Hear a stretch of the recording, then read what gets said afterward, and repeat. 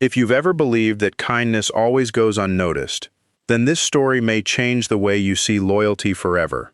Imagine spending more than 30 years caring for a family that barely remembered your name, watching children grow into adults, cleaning up after celebrations you were never invited to join, quietly comforting a grieving husband after everyone else had gone home, only to remain invisible in the very house you helped hold together. Then imagine that, on the day the family gathers expecting to inherit a fortune worth millions, the attorney opens one final envelope and announces that almost everything belongs to the woman they dismissed as just the housekeeper. In that single moment, decades of pride, greed, sacrifice, and hidden truth collide, leaving every person in the room questioning whether they ever truly knew the man they called father. This is the story of Richard Whitmore, a respected American businessman whose final decision stunned everyone who thought they understood him, and of Evelyn Carter, the quiet woman who spent years standing in the background while everyone else stood in the spotlight.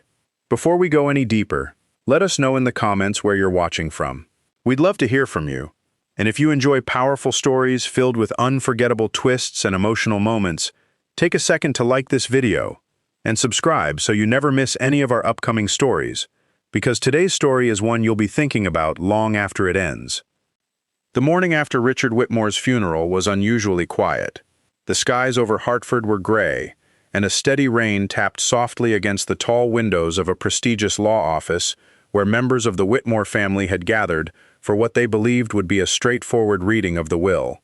They arrived dressed in expensive black suits and designer dresses, exchanging polite smiles that barely concealed months, perhaps years, of quiet competition. Richard had built one of Connecticut's largest private manufacturing companies from almost nothing, and everyone in that room assumed they already knew how his fortune would be divided. His oldest son, Daniel, believed he would inherit the business because he had worked there for years. His daughter, Victoria, expected the family estate because she had always insisted she was closest to her father. His youngest son, Michael, desperately needed his share to rescue himself from overwhelming financial trouble that none of the others fully understood. Each of them walked into that office carrying expectations that had grown stronger with every passing year. Sitting quietly near the back of the room, wearing the same modest black dress she had worn to the funeral the day before, was Evelyn Carter.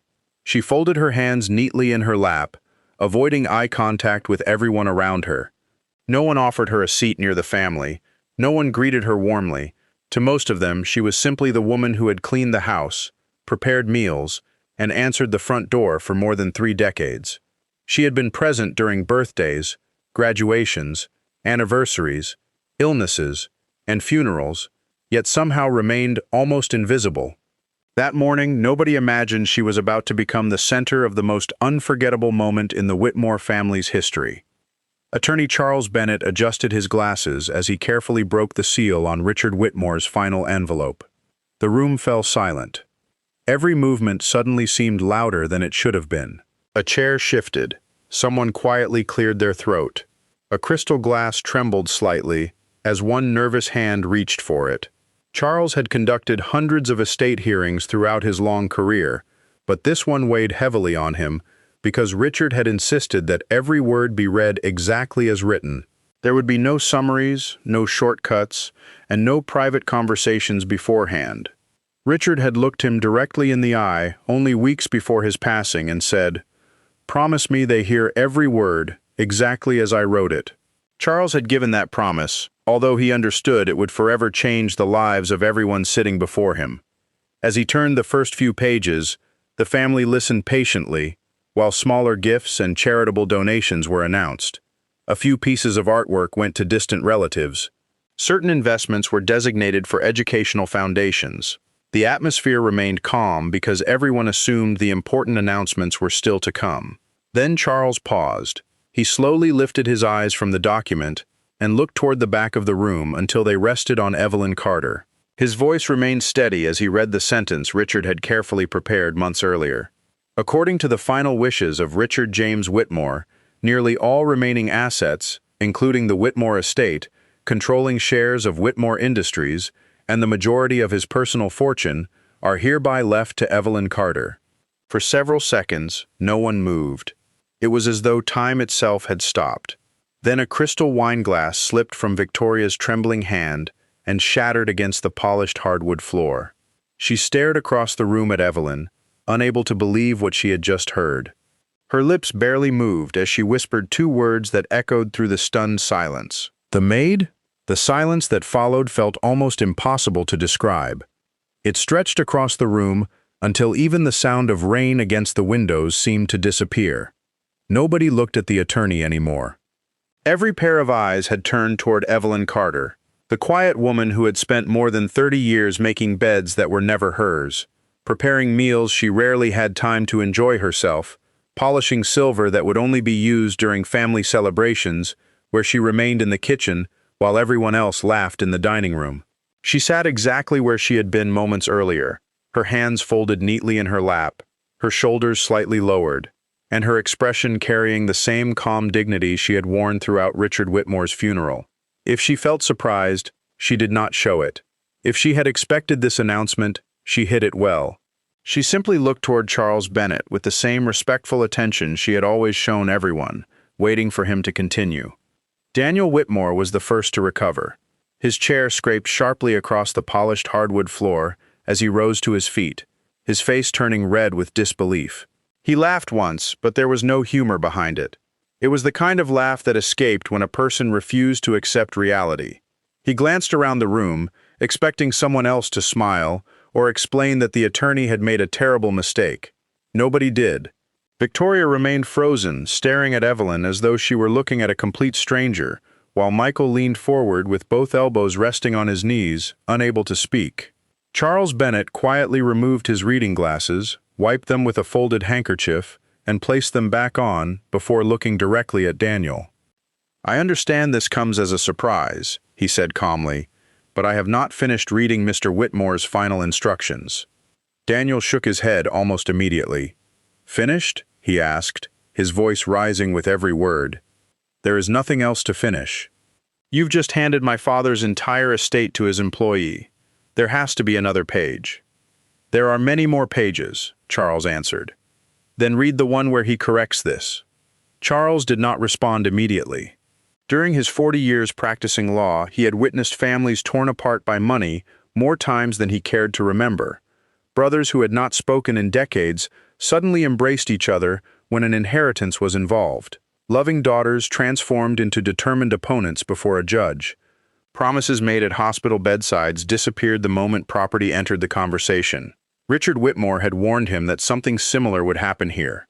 In fact, Richard had predicted nearly every reaction unfolding before him. He had written detailed notes beside several sections of his will, describing exactly who would interrupt first, who would accuse Evelyn, who would demand another copy of the document, and who would threaten legal action before the reading was complete. At the time, Charles had assumed the elderly businessman was exaggerating. Looking around the room now, he realized Richard had understood his own family better than anyone else ever could. Victoria finally stood, smoothing the front of her expensive black dress with trembling hands. "This woman cleaned our house," she said slowly, choosing each word with remarkable care. "She worked for our family, she was paid well, my father respected her, yes, but you're asking us to believe he left almost everything to someone who wasn't even related to him." Charles looked back down at the document. "I am asking you to believe nothing," he replied. "I am simply carrying out the legal instructions your father signed while he was of sound mind, witnessed by 3 independent parties, and reviewed over the course of several months." Michael rubbed his forehead as though trying to wake himself from a dream. Unlike his brother and sister, he remained seated. His life had become a long series of poor financial decisions hidden behind confident smiles, failed investments, risky loans, and business partnerships that collapsed almost as quickly as they began, had left him owing more money than anyone in the room realized. He had convinced himself that his inheritance would solve everything. The estate represented a fresh start, a chance to erase years of mistakes without ever admitting how close he had come to losing everything. Now, with one sentence, that future seemed to vanish before his eyes. Across the room, Evelyn still had not spoken. She lowered her eyes briefly toward the floor before quietly saying, "Mr. Bennet, I don't understand." Those 4 words immediately shifted the atmosphere. There was no excitement in her voice, no celebration, No satisfaction, only genuine confusion. Victoria laughed again, this time more sharply. Oh, that's convincing. Daniel folded his arms across his chest. You expect us to believe she didn't know? I didn't, Evelyn answered softly. You expect us to believe my father never mentioned this? He never did. You never asked? No. You never discussed his money? Never. Daniel took a slow step toward her. For 32 years you worked in our home. Yes. You cared for him every single day. Yes. And somehow he decided to leave you millions without mentioning it once. Evelyn looked down for several seconds before answering. Your father rarely spoke about money with me. When we talked, he usually asked whether everyone had eaten, whether your mother had taken her medicine, whether your children enjoyed the holidays, or whether I was getting enough rest. Those were the conversations we had. Nobody answered. For reasons none of them fully understood, her words carried more weight than Daniel's accusations. Charles cleared his throat once more. There is another document, he announced. Immediately, every head turned back toward him. Richard Whitmore anticipated that today's announcement would raise questions. Because of that, he left a personal letter to be read before anyone leaves this room. It is addressed to all three of his children. Daniel sat back down heavily without taking his eyes off Evelyn. Charles unfolded another envelope. The paper showed clear signs of age, as though Richard had written it months before his health finally declined. The handwriting remained strong, deliberate, and unmistakably his. Charles began reading. My dear children, if you're hearing these words, then my voice is no longer with you, but I hope my honesty still is. By now you've learned that I made a decision none of you expected. Before anger convinces you that I loved someone else more than I loved you, I ask only one thing. Listen until the end. If you leave this room before my letter is finished, you will spend the rest of your lives believing a story that was never true. The room became silent once again. Charles continued, You may believe today's decision began in the final months of my life. It did not. It began over 30 years ago on a cold October afternoon when a young widow named Evelyn Carter walked through the front gates carrying one small suitcase, a photograph of her late husband, and enough courage to begin life again after losing almost everything.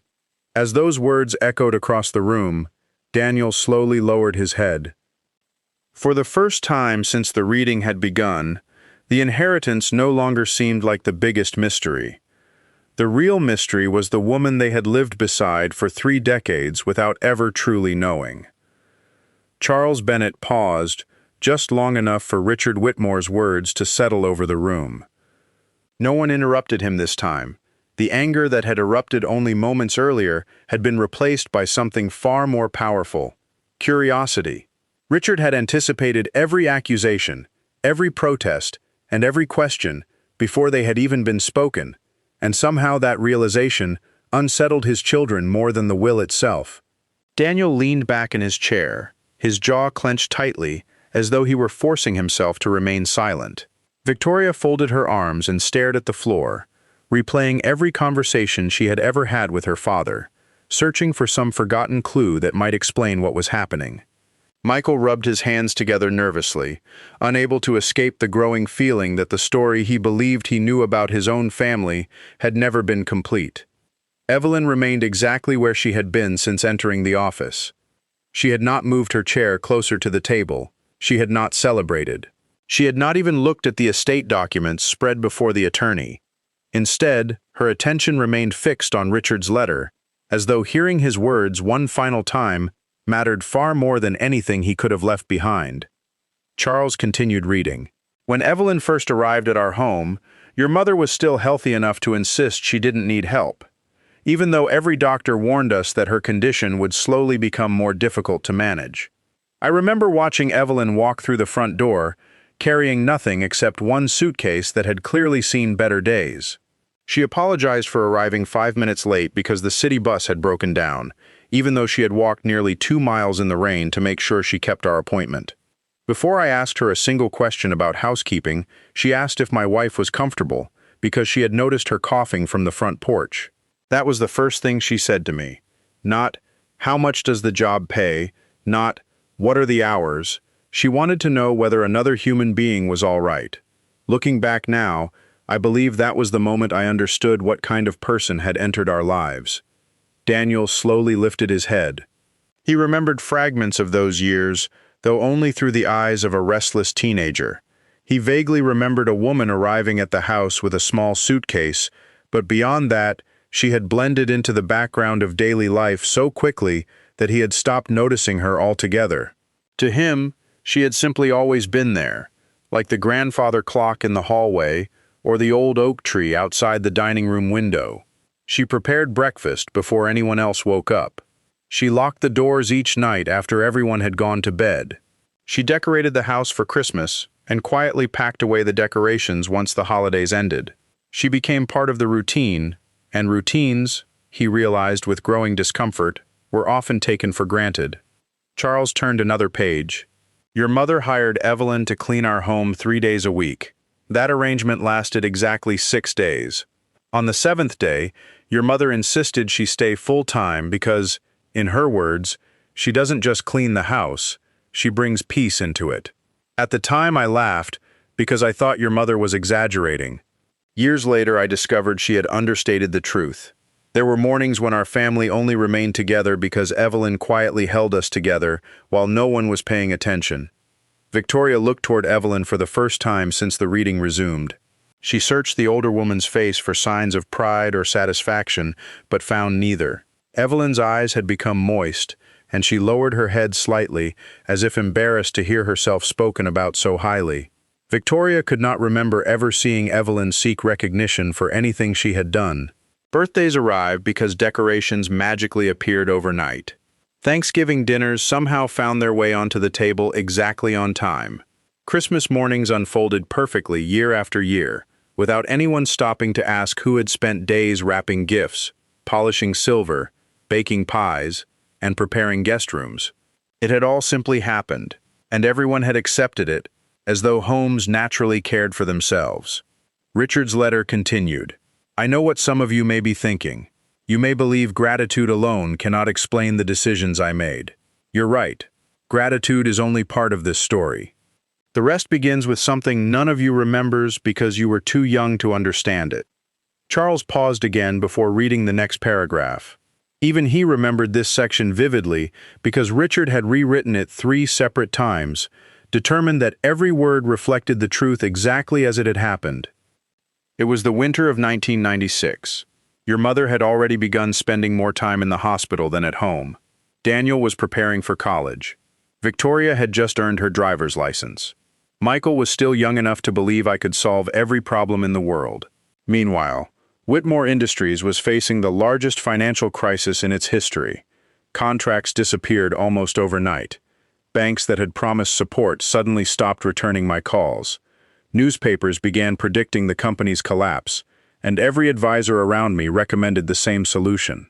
Sell everything before it was too late. Michael frowned. He had never heard his father speak about those years in such detail. The family had always known there had been difficult times, but Richard had shielded them from the worst of it. He had made sure birthdays were still celebrated, Christmas gifts still appeared beneath the tree, and summer vacations somehow continued, even while the company struggled to survive. Charles read on. I did something I have regretted for many years. Believing I could protect everyone, I began carrying every burden alone. I worked longer hours than I should have.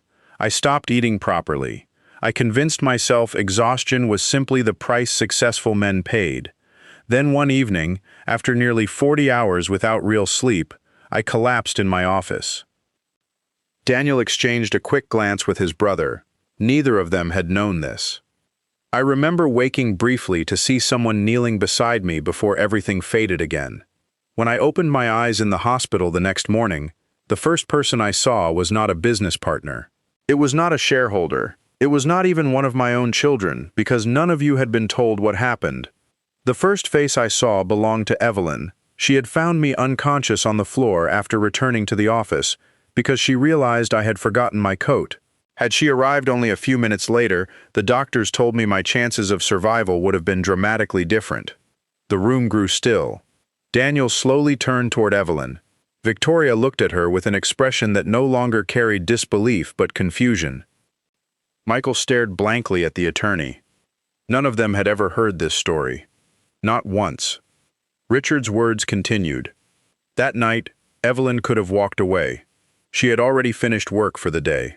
She had every reason to return home and think about her own life instead of mine. Instead, she saved my life without ever mentioning it again.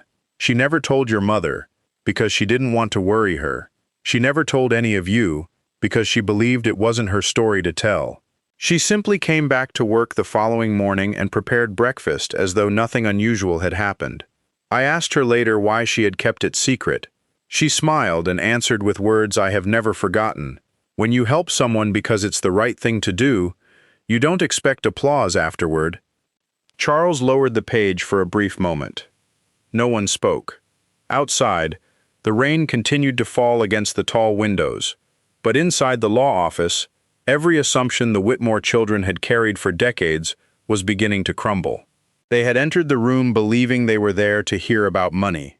Instead, they were discovering that the greatest inheritance their father intended to leave behind was the truth, a truth that had remained hidden in plain sight for more than 30 years.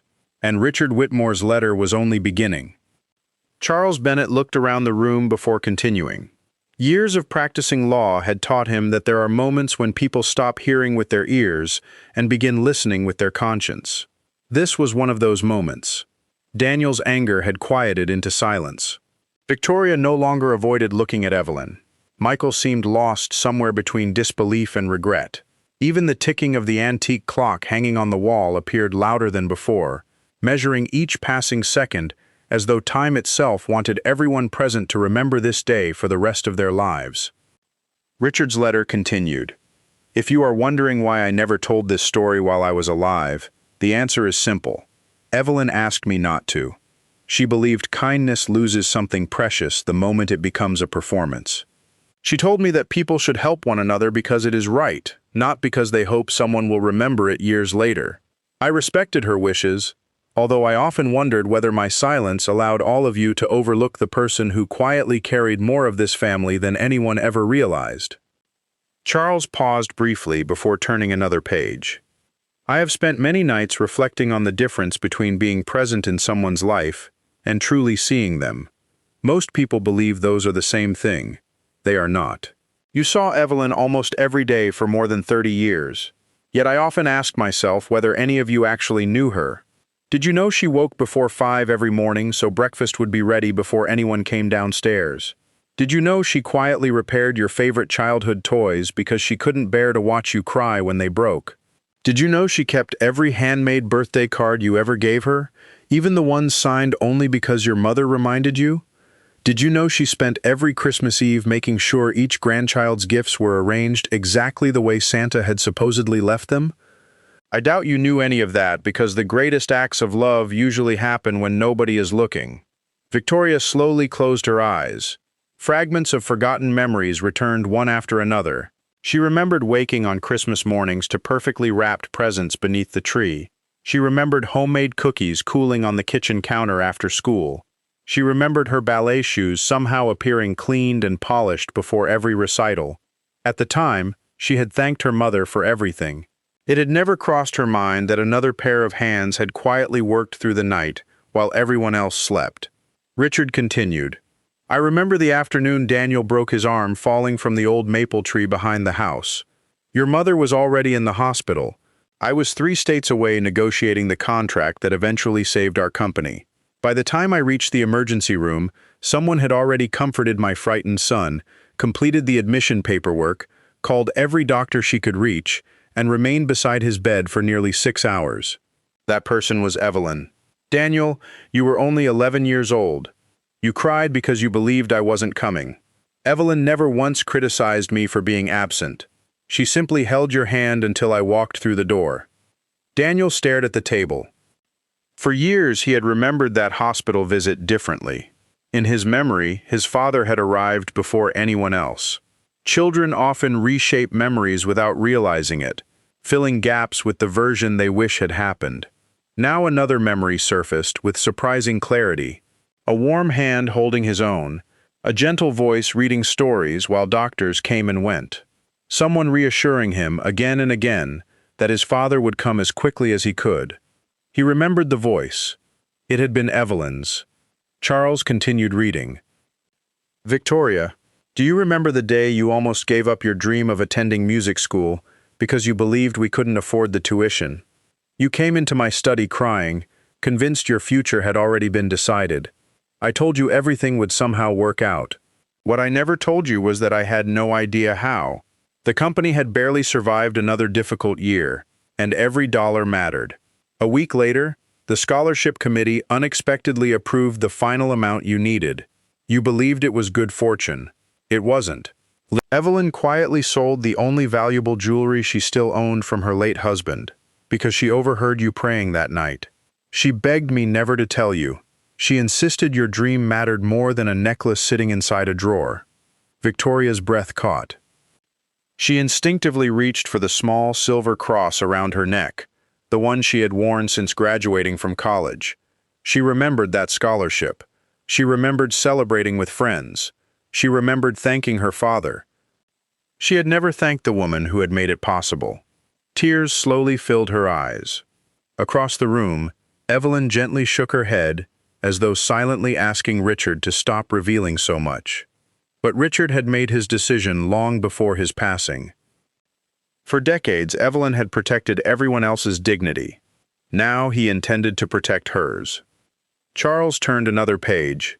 Michael, your story may be the hardest for you to hear, because you have blamed yourself for something that was never entirely your fault. Michael slowly lifted his head. His heartbeat quickened. No one in the room knew the burden he had carried since he was 19. No one except his father. When you were 19, you borrowed my vintage Mustang without asking. You lost control on an icy road and struck a telephone pole. You believed you had destroyed one of the possessions I treasured most. You cried harder that night than I had ever seen before, because you expected me to send you away. Instead, I hugged you and told you the car could be repaired. What you never discovered was that the insurance company refused to cover the damage because of the circumstances surrounding the accident. The repair costs were more than you could ever have afforded. Michael swallowed hard. He remembered every second of that night. The fear. The guilt.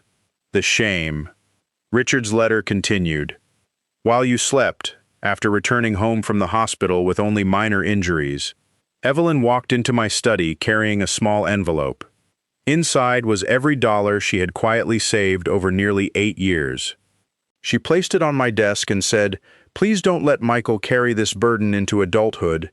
He made a mistake. That doesn't mean it should define the rest of his life." I refused the money several times. She refused to take it back. She reminded me that people become better when someone believes they deserve another chance.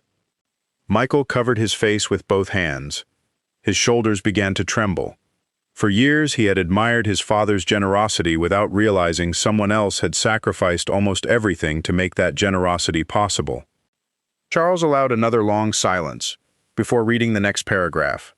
If you're beginning to understand why I trusted Evelyn, then you're only beginning to understand the truth. Everything I have shared so far happened before the year 2000.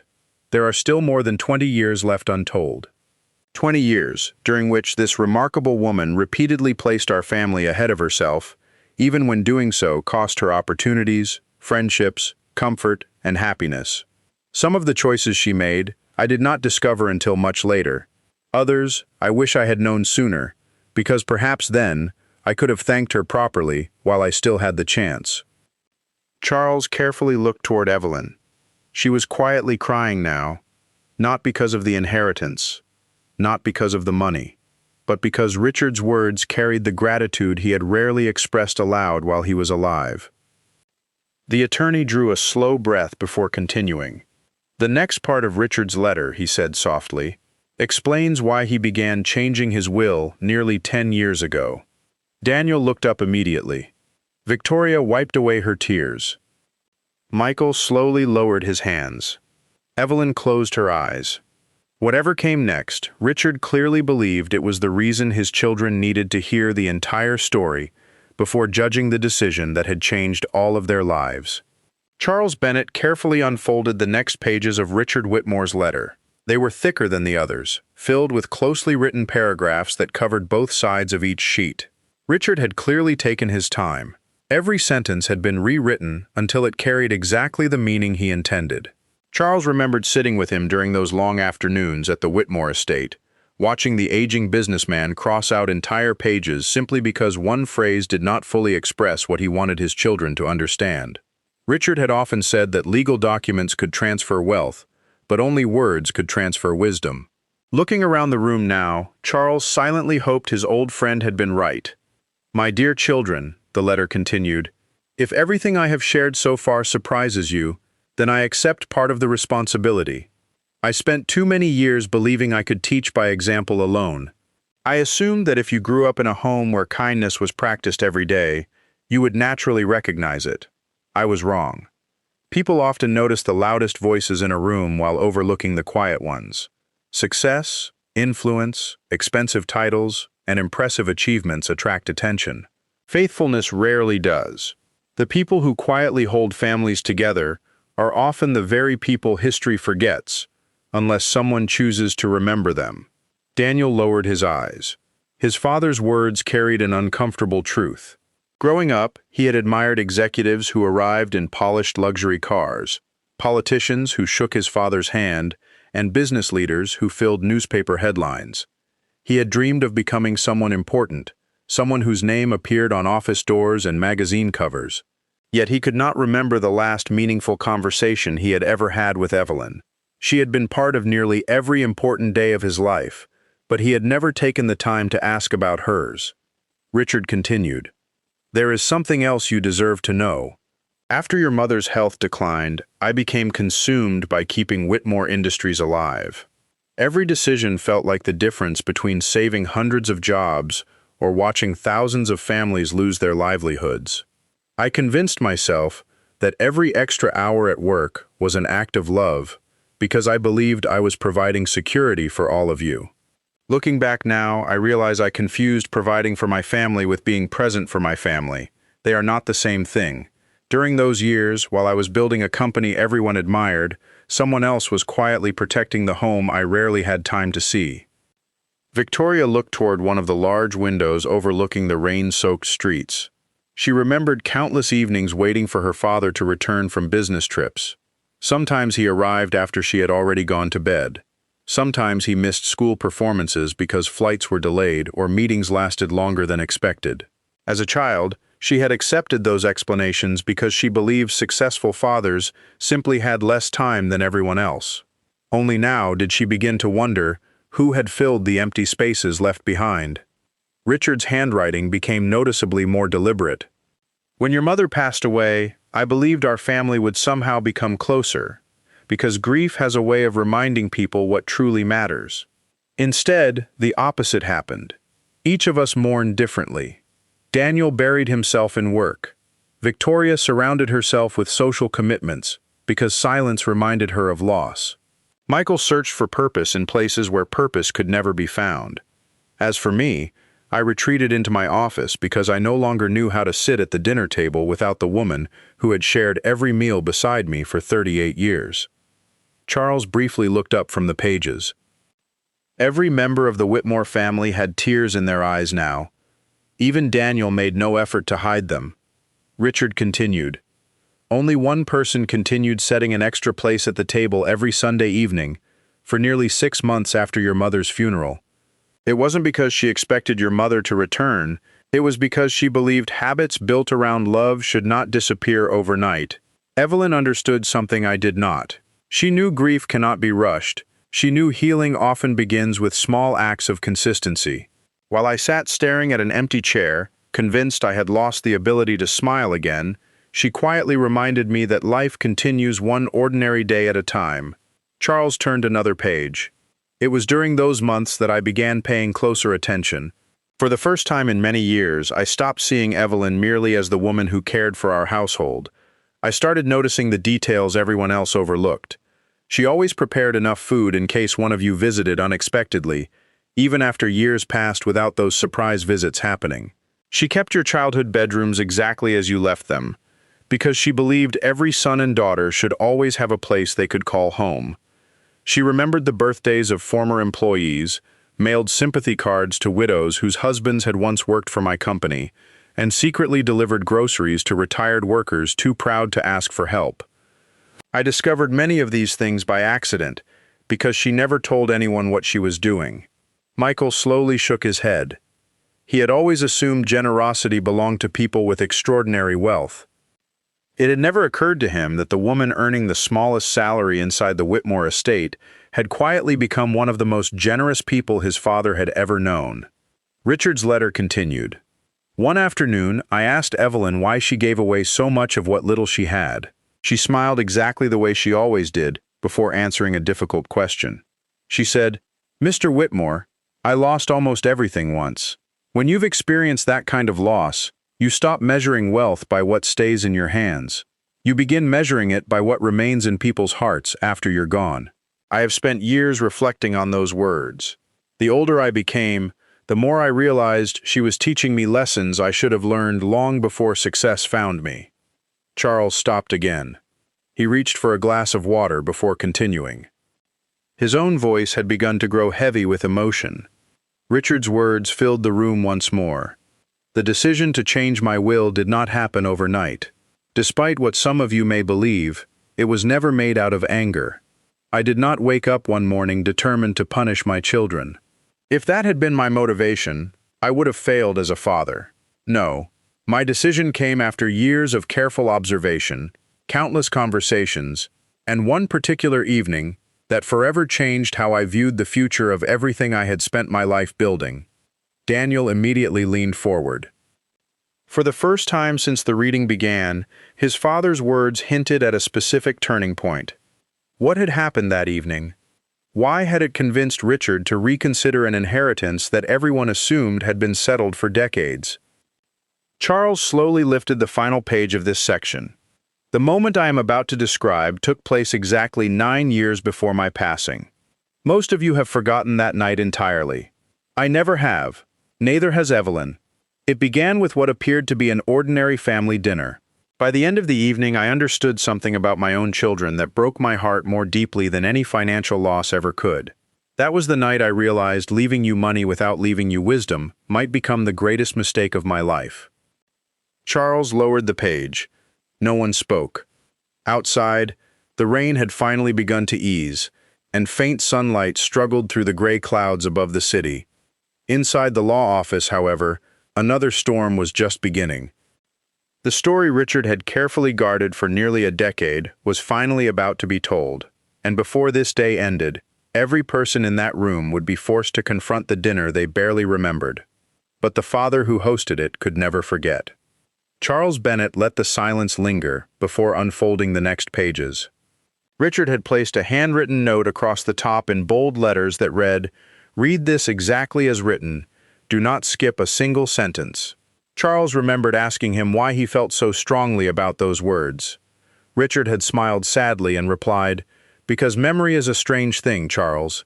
People remember what protects them and forget what convicts them." At the time, Charles had simply nodded. Now, standing before the Whitmore family, he finally understood. Richard's letter continued. 9 years ago, I invited all of you to the estate for what I described as an ordinary Sunday dinner. You probably remember the meal itself. You may even remember the weather. It had rained all afternoon before clearing just before sunset. Your children chased one another across the back lawn, while the smell of roasted chicken drifted from the kitchen. The fireplace was burning, even though autumn had only just begun. It looked like the kind of evening families remember with affection. What you don't know is that I planned that dinner weeks in advance because my cardiologist had given me news I shared with no one except Evelyn. Every eye in the room lifted toward Charles. Richard continued. He told me my heart was becoming weaker. There were treatments available, and he believed I still had years ahead of me, but for the first time, I understood that years are never guaranteed. I drove home that afternoon without turning on the radio. Instead, I kept asking myself one question. If I were gone sooner than expected, what kind of people would my children become after inheriting everything I had spent my life building? I realized I didn't know the answer, and that frightened me. Daniel swallowed hard. His father had never mentioned the diagnosis. Not to him, not to anyone. Richard's words carried on, so I decided to observe rather than assume. I wanted one ordinary evening where nobody knew they were being watched. Not because I distrusted you, but because people reveal their true priorities during ordinary moments far more than extraordinary ones. Charles slowly turned another page. The first thing I noticed happened before dinner even began. Evelyn had spent nearly 2 full days preparing the house because she knew the grandchildren would be visiting. She baked Emily's favorite apple pie, even though Emily had not visited in almost a year. She remembered Noah refused to eat green beans, so she prepared sweet corn instead. She polished your mother's silver until it reflected the dining room lights exactly the way your mother loved. She arranged fresh flowers in every room because she believed homes should feel welcoming before guests ever arrived. Victoria closed her eyes. Emily, her daughter, she had completely forgotten that apple pie. She remembered praising the dessert all evening, convinced the recipe came from an expensive bakery.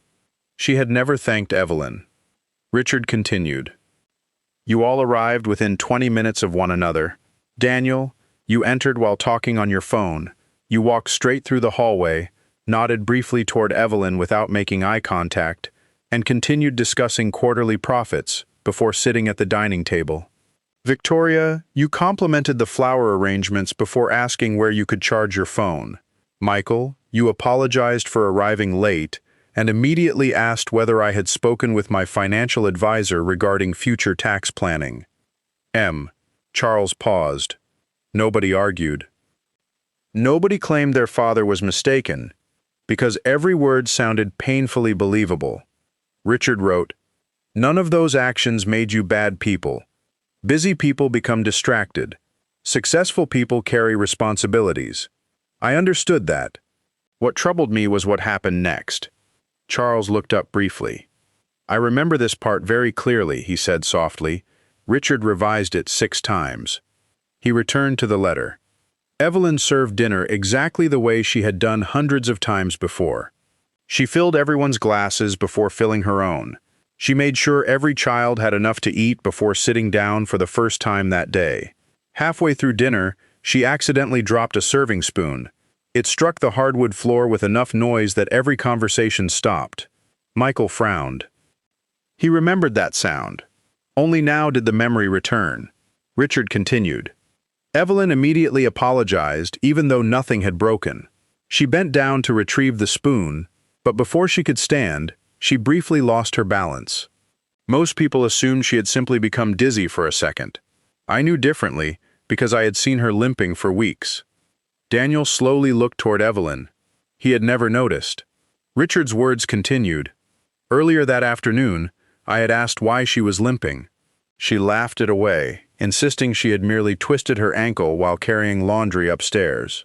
I later discovered the truth from her physician. She had torn several ligaments weeks earlier, but refused surgery because she worried leaving work during my medical treatments would place additional pressure on the family. Victoria covered her mouth. Evelyn had been injured, seriously injured, and nobody had known. Richard wrote, Do you know what happened after she nearly fell? Every one of you looked toward her. Every one of you saw she was struggling. Then, within seconds, the conversation resumed. Charles stopped reading. The room became painfully quiet. Richard had not exaggerated. Each of them searched their memories. They remembered the spoon. They remembered someone laughing awkwardly before continuing dinner. None of them had stood. None of them had offered help. Richard continued, I don't believe any of you intended to be cruel. I believe something much more dangerous had happened. You had grown so accustomed to Evelyn taking care of everyone else that your minds no longer considered the possibility that she might need someone to care for her. Daniel slowly lowered his head into his hands. For the first time that day, he was ashamed. Not because of the inheritance, because of the memory. Richard's handwriting became firmer. I excused myself from the table and followed Evelyn into the kitchen. She leaned against the counter after believing nobody could see her. I asked why she hadn't told anyone she was in pain. She smiled the same quiet smile you all know so well, and answered, "They came here to spend time together. I didn't want to interrupt that." Charles felt his own throat tighten. Even after all these years, those words still affected him. Richard continued, "I insisted she sit down while I finished serving dessert. She argued with me for almost 5 minutes before finally agreeing. As I carried slices of pie into the dining room, something extraordinary happened. Every grandchild thanked me for serving dessert because they assumed I had baked it." A faint smile appeared on Michael's face before disappearing almost immediately. Richard wrote, "None of them knew Evelyn had spent hours preparing it while standing on an injured ankle. None of them knew she had decorated every plate exactly the way your mother used to do because she wanted the children to remember family traditions. They simply enjoyed the pie, complimented the meal, and continued talking." Charles slowly turned the page. That evening, after everyone drove home, I found Evelyn washing dishes alone, despite the doctor's instructions to stay off her feet. I told her to leave everything until morning. She refused. I asked her why she continued giving so much to people who rarely noticed. She rinsed one final plate before answering. "Because kindness isn't a transaction, Mr. Whitmore. If I only cared for people who noticed, then I wouldn't really be caring for them at all." Daniel quietly wiped away a tear. Victoria stared blankly at the table. Michael looked toward Evelyn, but she still hadn't raised her eyes. Richard's letter continued.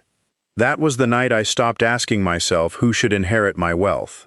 Instead, I began asking who understood its purpose. Money, businesses, houses, and investments are only tools. Place them in the wrong hands, and they become monuments to pride. Place them in the right hands, and they become opportunities to change lives." Charles reached the end of the page. He looked toward the family before speaking in his own voice for the first time in several minutes. There is one final section before Mr. Whitmore explains why he ultimately chose Evelyn. He carefully lifted another envelope from the file. Unlike the others, it had remained sealed. Across the front, Richard had written only 6 words. "The truth I never told anyone." For a moment, nobody in the room even breathed. Because they all realized the greatest secret Richard Whitmore had carried to his grave had not yet been revealed. Charles Bennett held the sealed envelope in both hands for several long seconds. The room had grown so quiet that the faint hum of the air conditioning seemed unusually loud. He traced his thumb across the edge of the envelope, remembering the afternoon Richard had placed it into his hands. The old businessman had been sitting in his favorite leather chair near the library window, his breathing slower than usual, yet his eyes remained as sharp as ever. He had looked directly at Charles and said, "This envelope stays sealed until every other page has been read.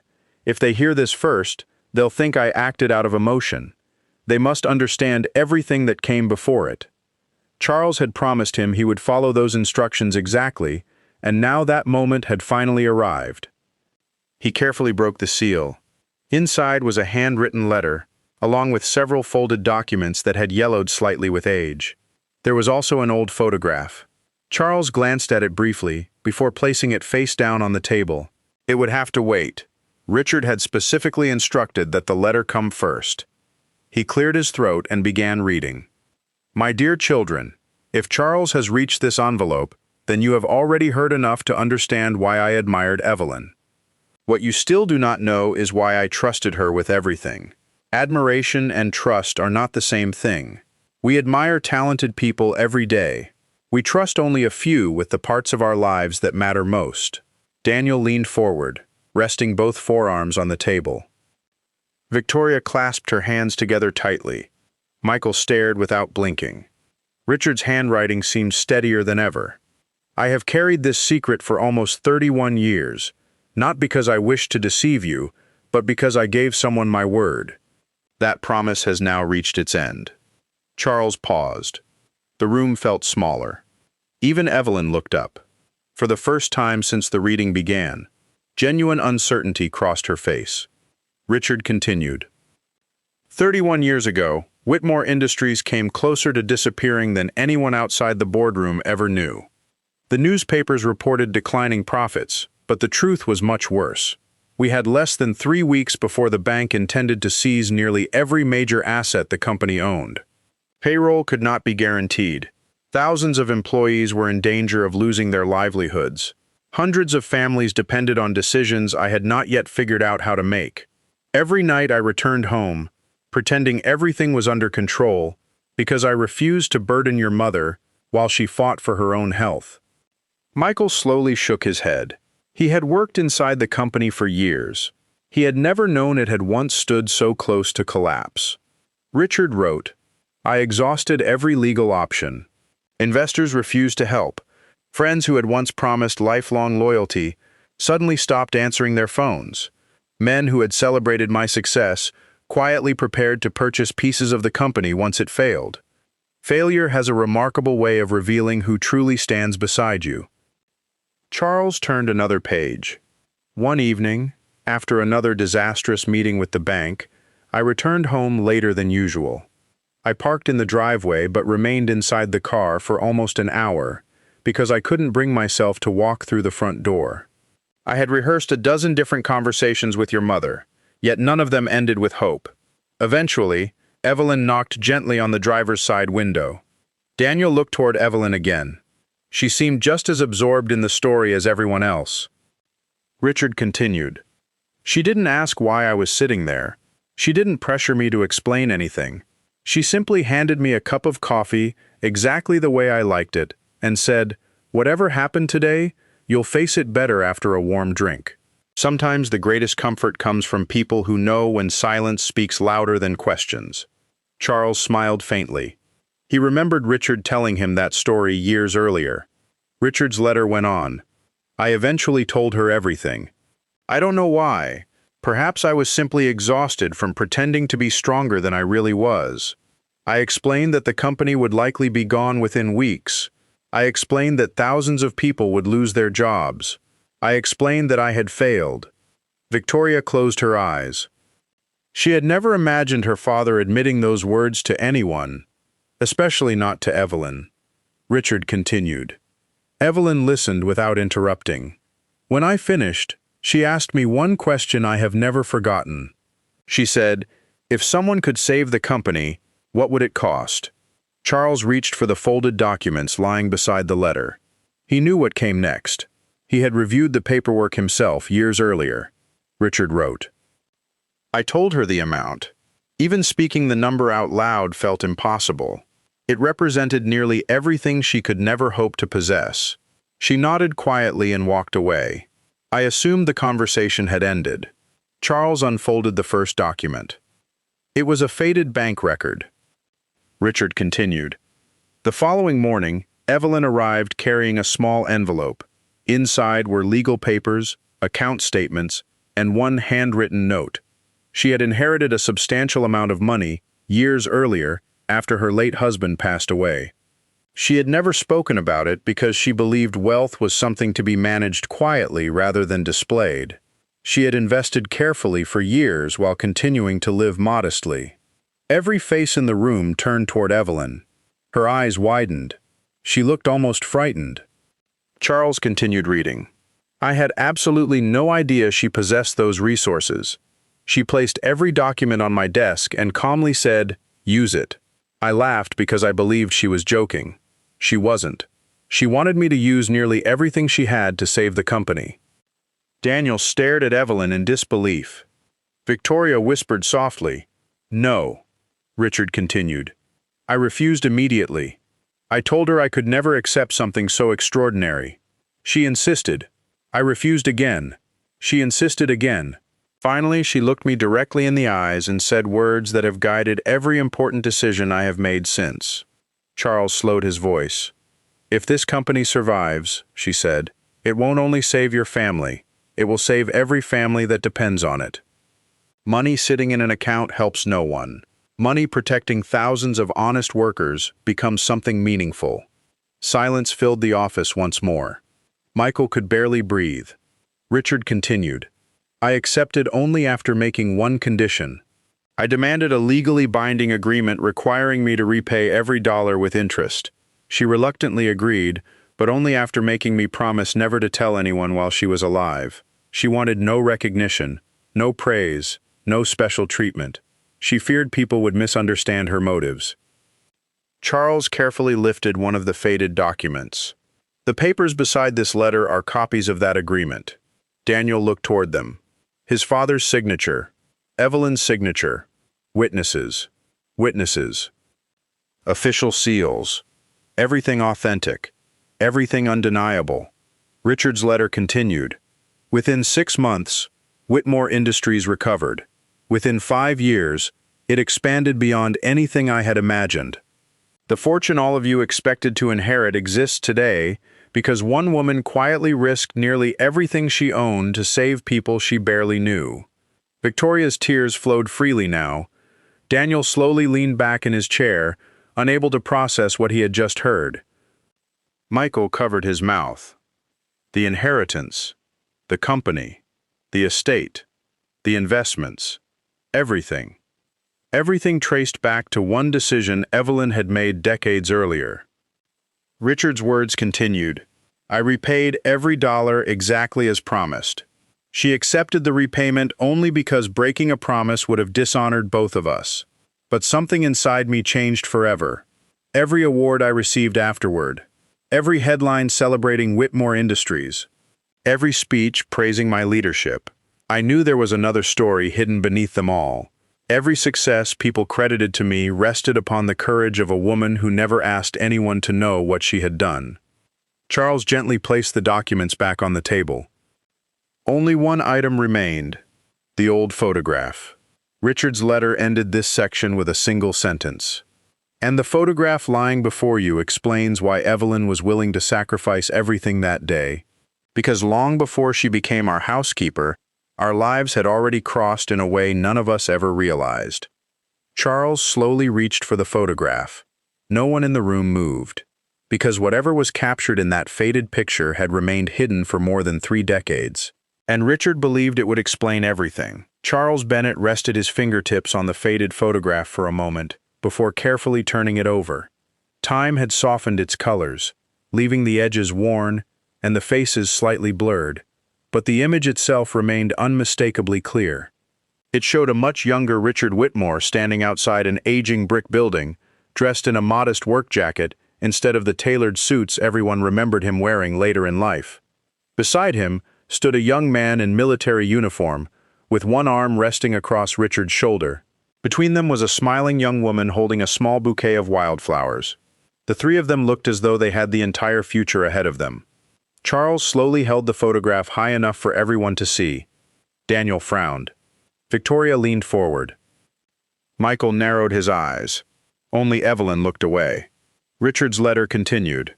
You have probably already recognized me. The young man beside me was Thomas Carter. The woman standing between us is the person you have known for more than 3 decades as Evelyn Carter. No one spoke. The room seemed to stop breathing. Richard continued. Before Thomas became Evelyn's husband, before I founded Whitmore Industries, before any of you were born, the 3 of us were inseparable friends. We met during our first year at university. We shared cheap apartments, borrowed one another's clothes for job interviews, celebrated every small victory, and dreamed about futures none of us could yet afford. Thomas possessed the kind of integrity that made everyone around him better. Evelyn carried a quiet strength that often solved problems before the rest of us even realized they existed. As for me, I had ambition that far exceeded my bank account. Daniel slowly looked toward Evelyn again. He could scarcely connect the graceful older woman sitting quietly at the back of the room with the smiling young face in the photograph. Richard's words continued. There is something else I never told you. Whitmore Industries was never truly my dream alone. It began on a small wooden table inside a neighborhood diner, where Thomas, Evelyn, and I spent countless evenings discussing ideas after finishing our part-time jobs. We were young enough to believe hard work could solve almost every problem life placed in front of us. Thomas wanted to build something that would create honest jobs. I wanted to prove that ordinary people could build extraordinary companies without sacrificing their principles. Evelyn simply wanted a home where laughter mattered more than money. Charles paused. He remembered Richard saying many times that those early years remained the happiest of his life. Richard continued, "Life rarely follows the plans we make when we are young. Thomas enlisted in the military because he believed serving his country was more important than chasing business opportunities. Before leaving, he looked me straight in the eye and made me promise two things. First, he asked me never to abandon the company we had dreamed about together. Second, he told me that if anything ever happened to him, I should make sure Evelyn was never alone in this world." Michael quietly whispered, almost without realizing it, "Dad never told us any of this." Charles kept reading. Months later, Thomas was killed during a training accident before he ever had the chance to return home. I attended his funeral standing beside Evelyn as she held herself together with a strength I still cannot fully understand. I remember promising both of them that I would keep my word. At the time, I believed fulfilling that promise would simply mean helping a grieving widow through the most difficult season of her life. I had no idea that decades later, she would become the person keeping me alive instead. Victoria covered her eyes. For years, she had believed Evelyn arrived at the Whitmore estate as nothing more than an employee searching for work. She had never imagined there was a friendship stretching back long before the Whitmore fortune ever existed. Richard's handwriting became heavier. "I must make something perfectly clear, because some of you may already be allowing suspicion to replace understanding. Evelyn and I never shared a romantic relationship, never. I loved your mother with all my heart from the day we met until the day I took my final breath. Evelyn loved Thomas with the same unwavering devotion. Our bond was built on something different. It was built upon a promise made between friends and honored over an entire lifetime." Charles deliberately repeated the final sentence. "It was built upon a promise made between friends and honored over an entire lifetime." Daniel slowly nodded. Some of the tension he had unknowingly carried since the inheritance was announced finally began to fade. Richard continued, "Years after Thomas passed away, I offered Evelyn financial support more times than I can count. She refused almost every offer. She insisted on earning her own living because she believed gratitude should never become dependency. When your mother eventually suggested hiring someone to help around the estate, I mentioned Evelyn's situation. Your mother interviewed her without ever knowing about the promise Thomas and I had made years earlier.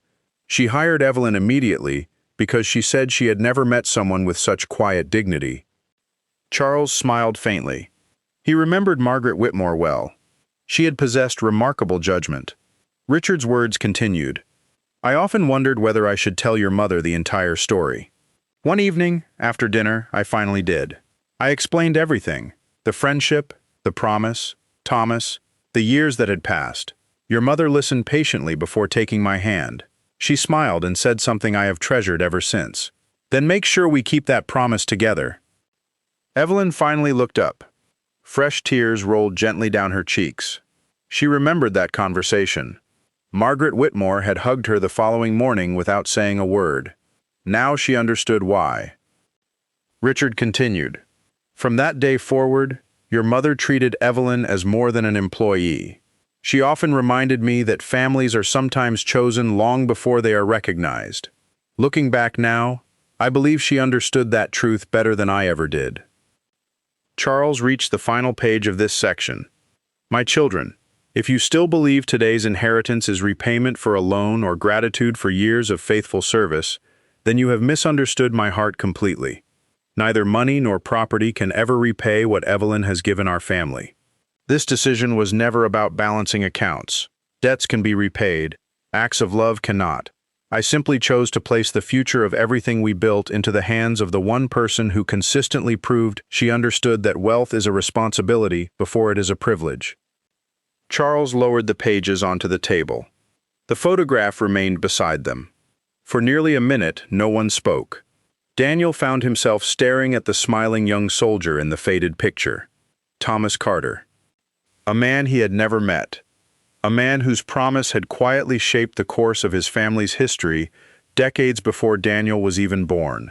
It suddenly became clear that the Whitmore family had not lost their inheritance because of a stranger. They had almost lost it to the very woman whose sacrifices had made that inheritance possible in the first place. Yet Charles Bennett had not reached the end of Richard's instructions. There was still one final folder resting inside the leather case Richard had entrusted to him. Unlike every document read so far, this one bore no title. Only a single handwritten instruction appeared across the front. "Open this only after my children understand who Evelyn truly is." Charles Bennett looked down at the final folder resting inside Richard Whitmore's worn leather portfolio. Unlike the other documents, it was noticeably thicker. Years earlier, Richard had sealed it himself with dark blue wax before pressing the Whitmore family crest into the center. Charles remembered asking whether copies should be made in case the originals were ever lost. Richard had shaken his head almost immediately. "There will only ever be one moment for them to hear this," he had said. "Copies can wait until afterward." Charles slowly broke the seal.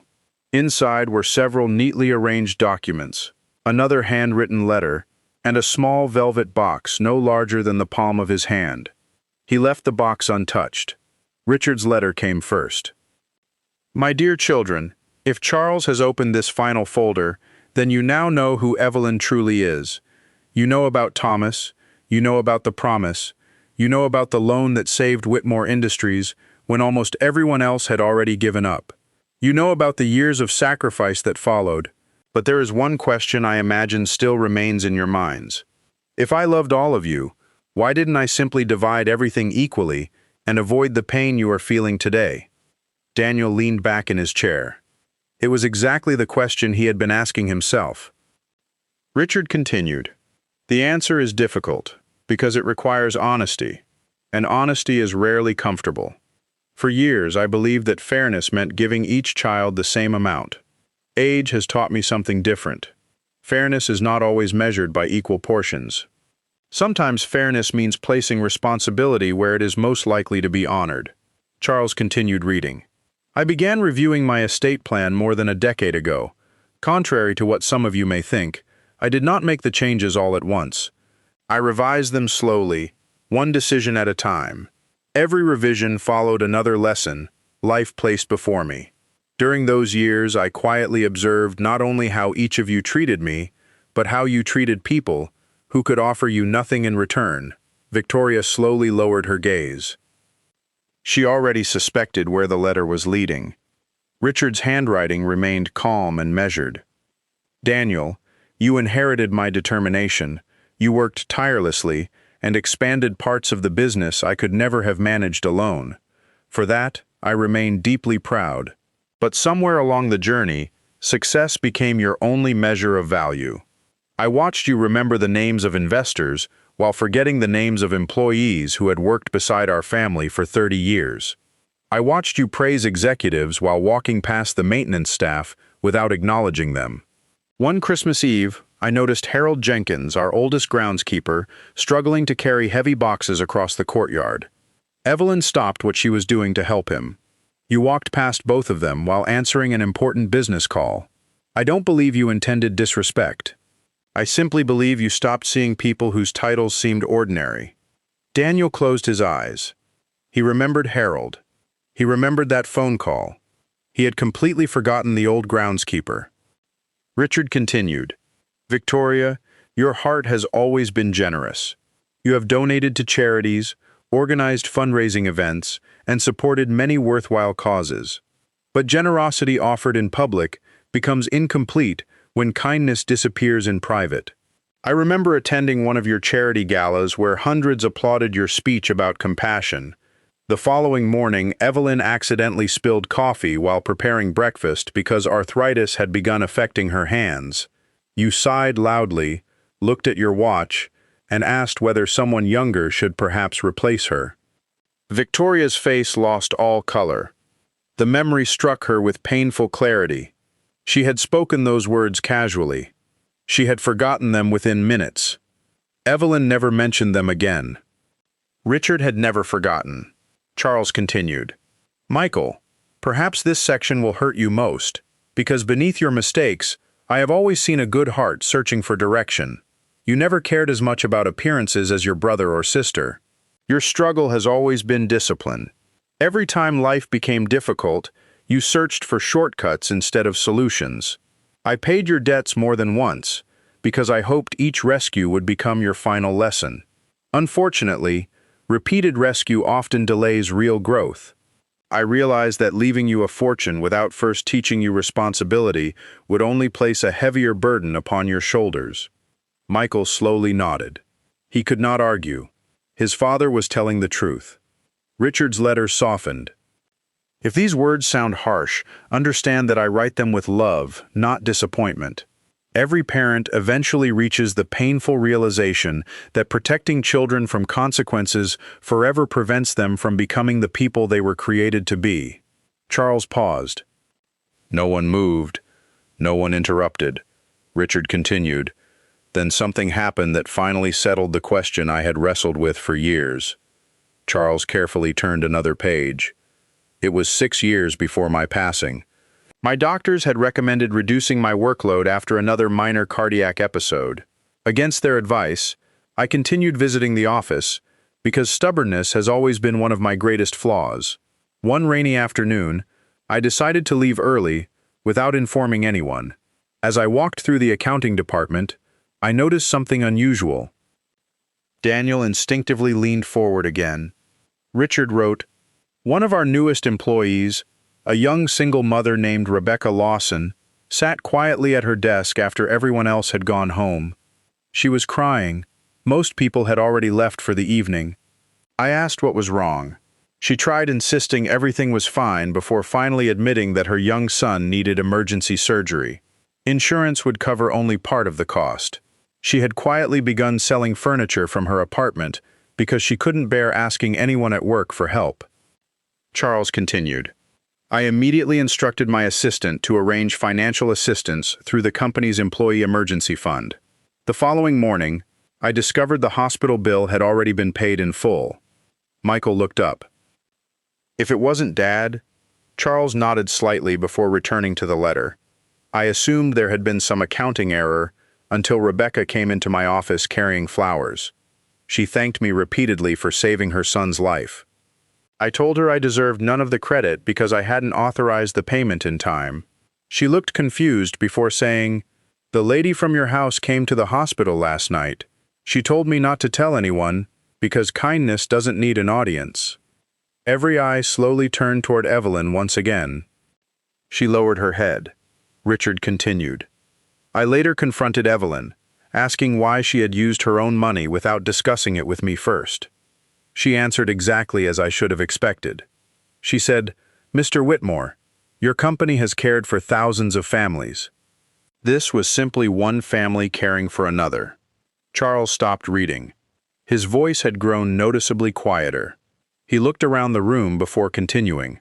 Richard added a note in the margin beside this paragraph. Charles read the handwritten note. "That was the day I finally understood something that had taken me 74 years to learn. Wealth is safest in the hands of the person who forgets they possess it the moment someone else is in need." Daniel stared blankly at the table. Victoria silently cried. Michael looked at Evelyn with an expression completely different from the suspicion that had filled the room earlier.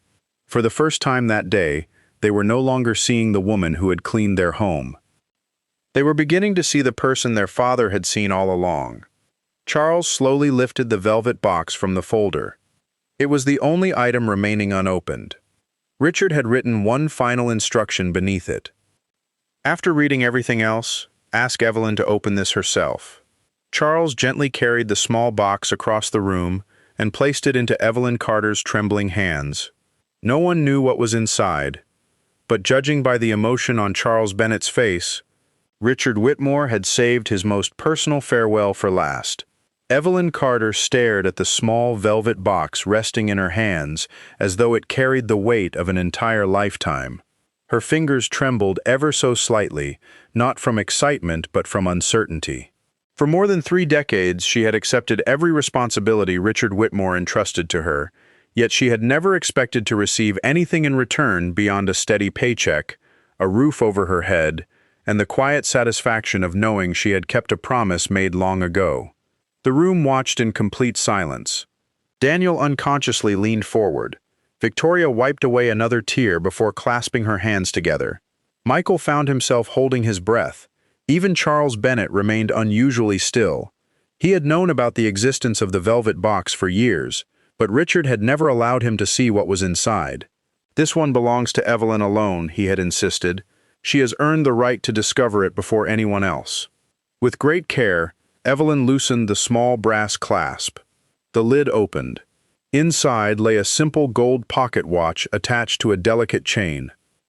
Beneath it rested a folded piece of paper. No diamonds, no extravagant jewels, no hidden key. Just a pocket watch that appeared to have been lovingly preserved for decades. Evelyn gasped softly. The color drained from her face. She recognized it immediately. Very slowly, she reached into the box and lifted the watch into the palm of her hand. Tears began falling freely before she had even opened the note. Daniel glanced toward Charles. "I don't understand," Charles quietly answered. "I believe Richard's letter will explain." Evelyn unfolded the small piece of paper with trembling fingers. Charles spoke gently. "He asked that you read this one silently first." She nodded. Her eyes moved across Richard's handwriting. Almost instantly, she covered her mouth. For nearly a full minute, she said nothing. The only sound inside the room was the quiet ticking of the antique clock hanging on the wall. When she finally looked up again, her eyes were filled with memories no one else in the room could yet understand. Charles reached for the final handwritten letter. "This," he said softly, "is Richard's last message."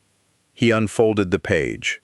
"My dear Evelyn, if you are holding this watch, then I am finally keeping the promise I should have fulfilled many years ago. I have carried this moment in my heart for longer than I can remember. Every year I considered giving this back to you, and every year I found another excuse to wait, because I never believed the words I wanted to say could adequately express what this little watch truly represents." Charles paused before continuing. "The watch belonged to Thomas." Daniel immediately looked toward the photograph still resting on the table. Richard's words continued. "The afternoon before Thomas left for military training, the three of us sat together beneath the old oak tree near the university campus. We were young men pretending not to be afraid of the future. Thomas removed the watch from his pocket, laughed at how badly it needed polishing, and handed it to me. He said, 'Keep this until I get back. If anything happens, make sure Evelyn has it.'" Evelyn closed her eyes. She remembered that afternoon. She remembered teasing Thomas because he was always late despite carrying a watch. Richard continued, "I fully expected to return it within months.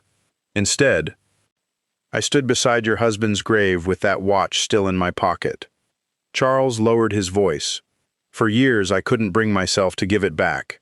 Every time I looked at it, I heard Thomas laughing. I remembered the dreams we shared. I remembered the promises we made. Most of all, I remembered the promise I made to him as we said goodbye." Daniel noticed Evelyn gently tracing the worn initials engraved into the back of the watch. "T.C. Thomas Carter." Richard continued, "I often believed giving you the watch would reopen wounds that had finally begun to heal. Looking back, I realize I was wrong. Perhaps I simply wasn't ready to let go of my oldest friend." Charles swallowed before reading the next paragraph. "If I have one regret greater than any business decision I ever made, it is this. I thanked you countless times for your work. I thanked you for caring for Margaret. I thanked you for helping raise my children. I thanked you for standing beside me during the hardest years of my life. Yet I never properly thanked you for helping me keep my promise to Thomas. Without you, I would have failed him." Evelyn quietly shook her head. Barely above a whisper, she said, "No, Richard." Charles continued, "You often insisted that promises become easier to keep when two people carry them together. You were right. Every birthday you remembered, every holiday you prepared, every difficult season you quietly carried beside our family, allowed me to honor a promise that began long before Whitmore Industries ever existed." He turned the page.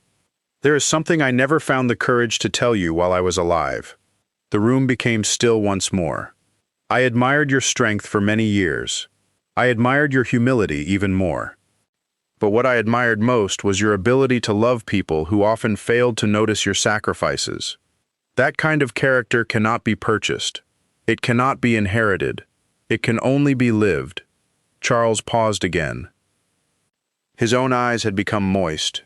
Richard continued, "That is why I placed my estate into your hands. Not because you need That is why I placed my estate into your hands.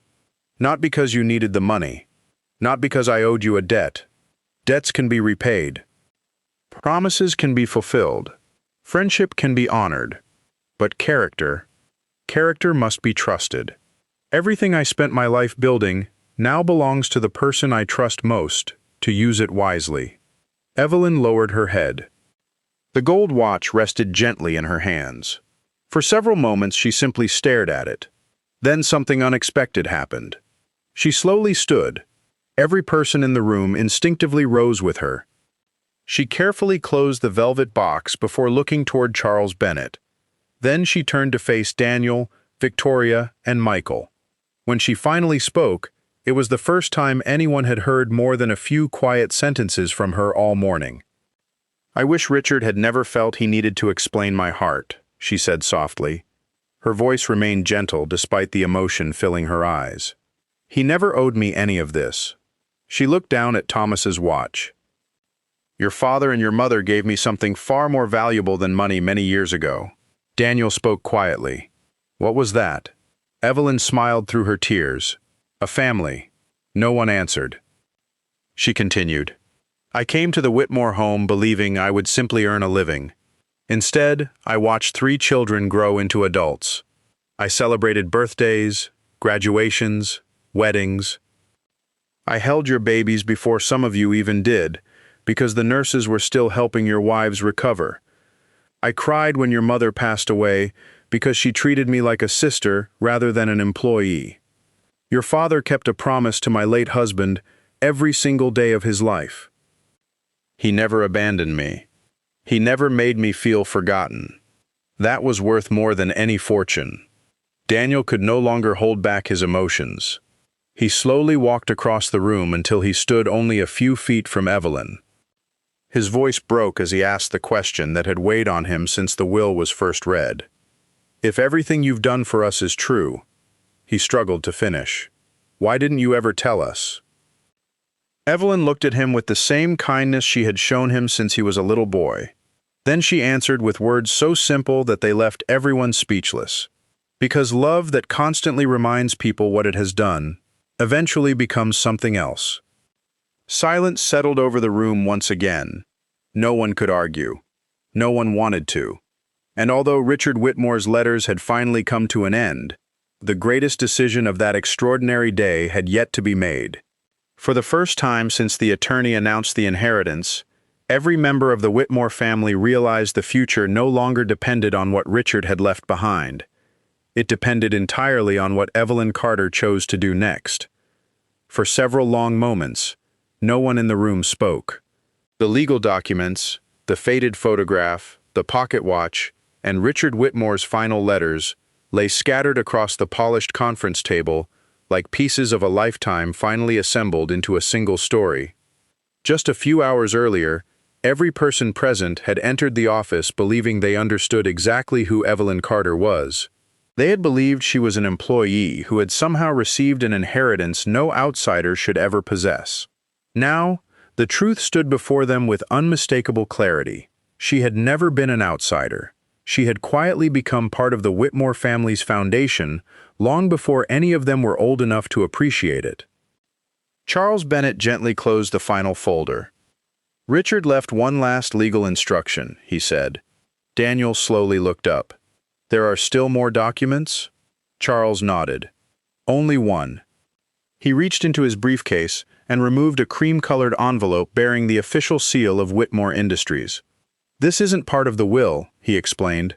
"It's a letter of instruction regarding the future management of the company." Daniel instinctively straightened in his chair. For years he had believed he would eventually become chief executive officer after his father's retirement. Even after hearing everything Richard had written, a small part of him still wondered whether the company itself had somehow been left in his care. Charles carefully unfolded the document. "Effective immediately upon my passing," he read. Evelyn Carter shall become chairwoman of the Whitmore Foundation and principal owner of Whitmore Industries. However, ownership must never be confused with management. I have spent many years preparing a leadership structure based not upon family name, but upon character, competence, and accountability. Daniel frowned slightly. What exactly did that mean? Richard continued. Daniel, if you are willing, I ask you to continue leading the manufacturing division. You have earned that responsibility through years of hard work. Victoria, I ask you to oversee the Whitmore Foundation's community partnerships. Your ability to inspire people belongs where it can genuinely improve lives. Michael, I ask you to work beside our financial compliance team for no less than 3 years before accepting any executive responsibility. Learn first, lead later. There is no shame in beginning again. Michael lowered his eyes. For the first time in years, he felt relief instead of embarrassment. His father hadn't rejected him. He had given him another opportunity. Charles continued. None of these positions are guaranteed permanently. Each must be earned every year through service, integrity, and measurable results. Evelyn alone has the authority to approve or reject future appointments because she has repeatedly demonstrated the wisdom to place people above pride. Daniel slowly exhaled. Everything suddenly made sense. His father had never intended to destroy the family business. He had intended to protect it. Charles folded the document neatly. There is one final sentence. Everyone looked toward him. Remember this always, Charles read. A company survives because of talented people. A family survives because of faithful people. Never confuse the two. The room fell quiet once again. Daniel stood first. This time there was no anger in his expression, no resentment, only humility. He walked slowly toward Evelyn until they stood face to face. For several seconds neither of them spoke. Finally Daniel extended his hand. Then, almost immediately, he lowered it again. A handshake suddenly felt far too formal. Instead, he embraced her. It was awkward at first. 30 years of distance cannot disappear in a single moment. But after a brief hesitation, Evelyn gently placed one hand on his shoulder, exactly as she had done countless times when he was a frightened little boy. "I'm sorry," Daniel whispered. The words barely escaped his lips. "I don't think I ever really saw you." Evelyn smiled softly. "You see me now." He nodded. "Yes. And I wish I had much sooner." Victoria slowly approached next. Unlike her brother, she didn't try speaking immediately. Tears had already said more than words could. She simply wrapped her arms around Evelyn and cried. "I remember the scholarship," she whispered through trembling breaths. "I thought Dad—" Evelyn gently interrupted. "Your father made sure you finished school. But you—" Evelyn smiled. "We both wanted the same thing." Victoria stepped back, wiping away her tears. "I called you the strongest woman I knew, once during a charity speech." Evelyn nodded politely. "I remember." Victoria looked down. "I never realized I wasn't talking about you." A quiet smile crossed Evelyn's face. Sometimes people need time before they recognize where strength truly lives. Michael remained seated longer than the others. His emotions seemed heavier somehow. When he finally stood, he walked toward Evelyn with slow, uncertain steps. "I'm ashamed," he admitted. "I've spent years asking Dad for help." He laughed sadly. "And all along, the person I should have been learning from was standing in our kitchen every morning." Evelyn reached out and gently squeezed his hand. "Your father believed people could change." Michael nodded. "I intend to prove him right." Charles Bennett watched the family in silence. He had attended hundreds of estate hearings throughout his career. Most ended with lawsuits. Some ended with brothers refusing to speak to sisters. Others ended with years of courtroom battles that consumed fortunes far larger than the inheritances themselves. He had never witnessed anything quite like this. Richard Whitmore had somehow used his final words not to divide his family, but to reveal it. As everyone slowly returned to their seats, Evelyn remained standing. She looked toward the rain-streaked windows before turning back to Charles. "There is something I would like to say." Charles nodded respectfully. "The floor is yours." Evelyn took a slow breath. "I appreciate everything Richard has done today." She glanced toward the documents. "But there is one part of his decision I cannot accept without making a decision of my own." Daniel looked confused. Victoria frowned slightly. Michael leaned forward. Charles waited quietly. Evelyn continued. "Richard believed I would know how to use this inheritance wisely." She smiled gently. "I hope to honor that trust." She looked around the room, making eye contact with each of the Whitmore children. "I have no desire to own a mansion." She paused. "I have no need for luxury cars." Another pause. "I certainly don't need more rooms than one person could ever live in." Daniel exchanged a quick glance with his brother. Where was she going with this? Evelyn looked down briefly at Thomas Carter's gold watch resting in her hand. Then she looked back up. "So today, I would like to announce the very first decision I will make as owner of the Whitmore estate." Nobody spoke. Every eye remained fixed on her. Every eye, Charles Bennett slowly smiled. He already suspected what Richard had hoped would happen. But even he did not know exactly what Evelyn was about to say. Whatever those next words were, they would determine not only the future of the Whitmore fortune, but the future of every person whose life had become connected to it over the past 3 decades. Evelyn Carter rested Thomas Carter's pocket watch carefully inside the velvet box before closing it with both hands. She looked around the room one more time, allowing her eyes to settle briefly on each member of the Whitmore family. For the first time since the reading of Richard's will had begun, she no longer saw 3 adults preparing to fight over an inheritance. Instead, she saw the same children she had tucked into bed after nightmares, the same teenagers she had encouraged before examinations, and the same young adults she had quietly prayed for when life led them in difficult directions. Time had changed their appearances, but in many ways they were still the children she had watched grow up. "I've spent a great deal of my life inside the Whitmore home," she began softly. "I know which floorboards creak when someone walks through the upstairs hallway after midnight. I know exactly where your mother hid Christmas presents, because she thought none of you would ever think to look there. I know which window your father opened every spring, because he said it let the first warm breeze of the year remind him that difficult winters never last forever. I know every birthday candle that was blown out around that dining room table, every graduation photograph hanging in the hallway, every scratch on the kitchen table where homework was finished, family dinners were shared, and your grandchildren learned to write their names." Daniel smiled faintly through his tears. He remembered scratching his initials beneath that old oak table when he was 9 years old. His father had pretended not to notice. Evelyn continued, "Those memories don't belong to me. They belong to all of you." She glanced toward Charles Bennett. "So my first decision is this." The attorney quietly nodded. "The Whitmore family estate will never be sold." Daniel blinked in surprise. Victoria looked equally confused. Evelyn smiled. "Richard built that home so generations of your family would always know where they came from. I have no intention of taking that away." Relief spread across Daniel's face. He had assumed the mansion would eventually be sold to developers or converted into a luxury retreat. Evelyn continued, "The house will remain in the Whitmore family exactly as Richard hoped. Every Thanksgiving, every Christmas, every birthday, every anniversary. Your children and grandchildren will always have a place to come home." Victoria covered her mouth.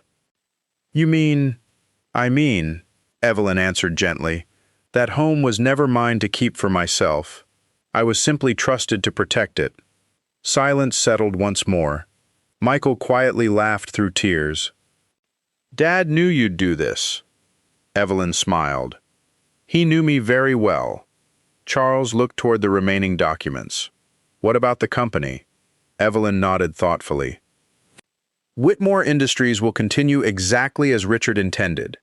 Daniel," she turned toward him, "your father believed in your ability to lead. I do too." Daniel looked genuinely stunned. "After everything, there is no after everything," Evelyn interrupted kindly. "There is only today, and what we choose to become tomorrow." Daniel slowly nodded. "I won't let either of you down." "I know." She turned toward Victoria. "Your father always admired your ability to bring people together. The foundation will need someone who understands compassion as much as organization." Victoria smiled weakly. "I have a lot to learn." "We all do." Finally, Evelyn looked toward Michael. For several seconds, neither of them spoke. Then she smiled. "You remind me of your father more than you realize." Michael laughed quietly. "I've spent most of my life proving the opposite." "Perhaps, but your father also made mistakes. The difference is that he eventually learned from them." Michael lowered his head. "I'd like to start learning now. I believe Richard would have liked that very much." Charles Bennett quietly folded the final legal papers. He believed the meeting had reached its conclusion. Then Evelyn spoke again. "There is one more decision." Everyone looked toward her. "The fortune Richard entrusted to me was never meant to make one woman wealthy." She paused. "It was meant to continue doing what it has always done. Helping people." Charles smiled. Richard had predicted those exact words. He reached into his briefcase once more. "There is something you should probably see." He removed another envelope. Daniel laughed softly. "Please don't tell me Dad left another letter." Charles smiled for the first time all morning. "No, this one comes from me." Everyone looked surprised. Charles opened the envelope. "Several years ago, Richard asked me to prepare legal documents for something he hoped would eventually exist. He instructed me not to finalize them unless you chose this path willingly." Evelyn frowned slightly. "What path?" Charles slid several papers across the table. Across the top of the first page appeared a name: the Margaret Whitmore Promise Foundation. Evelyn looked confused. Charles explained. Richard planned to establish a charitable foundation in Margaret's memory. Victoria's eyes immediately filled with tears. Charles continued. He wanted it to provide scholarships for students who could not afford college, emergency assistance for struggling employees, housing support for military widows, medical grants for families facing impossible hospital bills. Daniel slowly smiled. The things Mom cared about. Charles nodded. Exactly. He looked toward Evelyn. Richard refused to create it while he was alive. Why? Charles smiled gently. Because he said one day Evelyn would build something even better. Evelyn looked speechless. Charles continued. He believed people would trust your judgment more than his. For several moments she simply stared at the documents. Finally she whispered, "He gave me far more confidence than I deserved." Daniel shook his head. No. Victoria smiled through fresh tears. He gave it to exactly the right person. Michael nodded. For the first time today, I actually understand why. Charles quietly gathered the remaining papers together. Outside, the rain had completely stopped. Sunlight slowly broke through the clouds, casting warm reflections across the polished wooden table where Richard Whitmore's final wishes had forever changed the course of his family's future. The inheritance had begun the day as a fortune measured in dollars. It was ending as something far more valuable. A second chance. A forgotten promise finally fulfilled. A family slowly finding its way back to one another. Yet, as Charles carefully closed Richard's worn leather portfolio for what he believed would be the final time, he noticed one small folded note tucked deep inside a hidden compartment he had never opened before. His brow furrowed. I don't believe this. Everyone looked toward him. Daniel spoke first. What is it? Charles slowly removed the tiny folded paper. Unlike every other letter Richard had written, this one contained only a single handwritten sentence. Charles read it aloud. If my family leaves this room united, tell them to meet me one last time in the old library. The room fell silent. Victoria frowned. The library? Charles looked puzzled. The library at the Whitmore estate? Michael slowly shook his head. But Dad is gone. Charles carefully turned the note over. On the back, Richard had written 6 more words. The final gift isn't in this office. For the first time that day, everyone realized Richard Whitmore had orchestrated one last journey. And whatever waited inside the old library, it was important enough for him to save it until every heart in the room had begun to heal. No one spoke for several seconds after Charles Bennet finished reading the note. It was as though Richard Whitmore had reached across time once more, gently interrupting what everyone assumed was the end of his story. Daniel looked toward the attorney, searching his face for some sign that this was another misunderstanding, but Charles appeared just as surprised as everyone else. He turned the small note over twice, examined the handwriting, and slowly nodded to himself. There was no doubt. The handwriting was Richard's.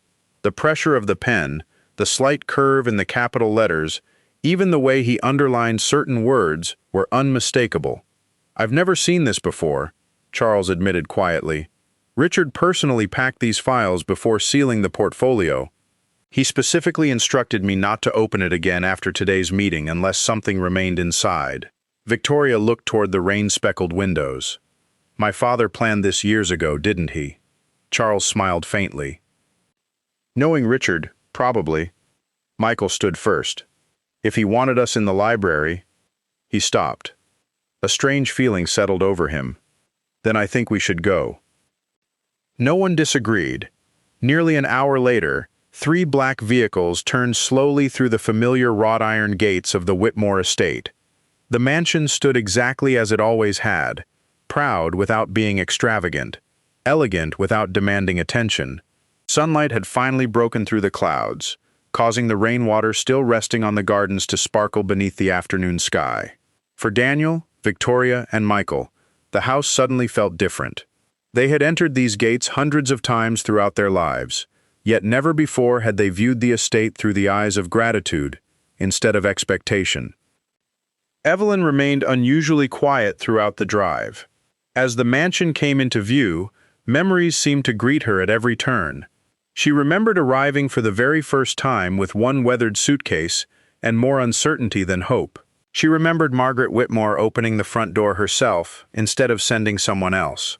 She remembered little Daniel hiding behind the staircase because he was afraid of strangers, only to emerge 20 minutes later, asking whether she knew how to make pancakes.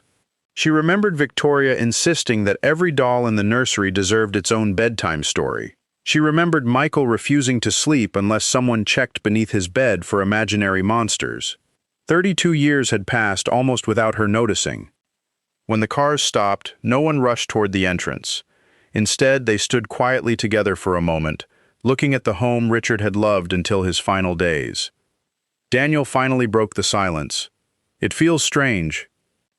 Victoria nodded, like he's still here somehow. Evelyn smiled gently. "Some people leave behind more than memories." They entered through the front doors. Nothing inside had changed. The grandfather clock still stood proudly in the entrance hall. Margaret Whitmore's favorite paintings remained exactly where she had hung them decades earlier. The scent of polished oak and fresh flowers still lingered throughout the house. Even the afternoon sunlight streamed through the tall windows exactly as it always had. Daniel slowly removed his suit jacket. "I don't think I've actually looked around this house in years." "You've looked," Evelyn replied softly. "You simply haven't had time to see." Those words stayed with him as they walked together toward the library. Richard's library occupied the western corner of the estate. It had always been his favorite room. Floor-to-ceiling bookshelves surrounded rich walnut walls. A stone fireplace dominated one side of the room, while enormous windows overlooked the rolling hills beyond the property. The scent of old leather, cedar, and aged paper filled the air exactly as Daniel remembered from childhood. The room appeared untouched. Richard's reading glasses still rested beside his favorite chair. A half-finished novel remained on the small table next to the fireplace. His fountain pen lay neatly across a leather notebook. For a brief moment, it almost seemed as though he had simply stepped outside and might return at any moment. Michael walked slowly toward the fireplace. He really left everything exactly the way it was. Evelyn nodded. He said a room should never feel empty just because someone has stepped away. Charles looked around carefully. The note said there was a final gift. Everyone silently searched the room. Nothing seemed unusual. Victoria checked the writing desk. Daniel examined several shelves.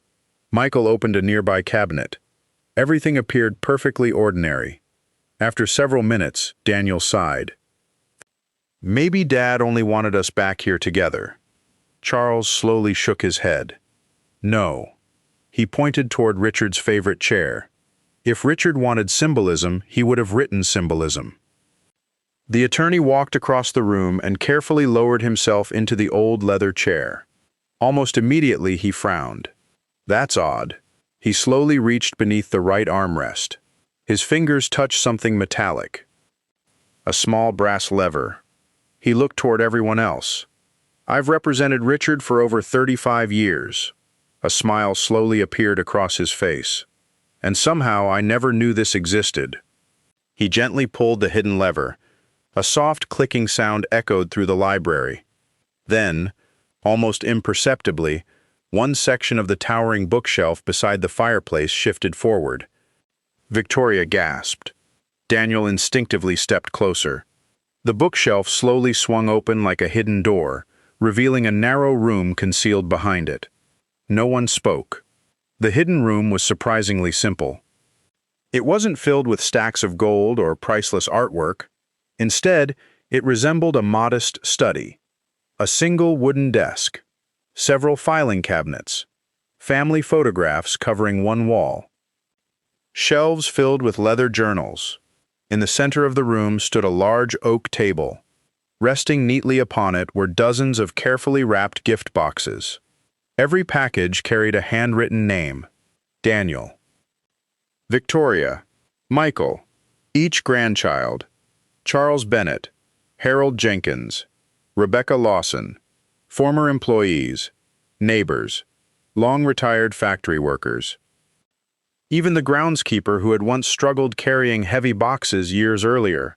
There were more names than anyone could count. Victoria whispered through tears. He remembered everyone. Charles slowly nodded. He always did. Evelyn quietly walked toward the table. One final package rested alone at its center. Across the top, written in Richard's familiar handwriting, appeared only 3 words. For my family. No names, no distinctions, no divisions. Just family. Beside the box rested a small envelope. Charles carefully opened it. Inside was one final handwritten message. If you have found this room together, then you have already received the greatest inheritance I hope to leave behind. Everything else inside this room is simply a reminder. The real fortune was never my company. It was never the estate. It was never the investments. My greatest success was believing that broken hearts can still become a family again. Now, open the box together. For several seconds, no one moved. Daniel looked toward Victoria. Victoria looked toward Michael. Michael looked toward Evelyn. Without speaking a single word, the 4 of them stepped forward together. Each placed one hand upon the lid of the wooden box.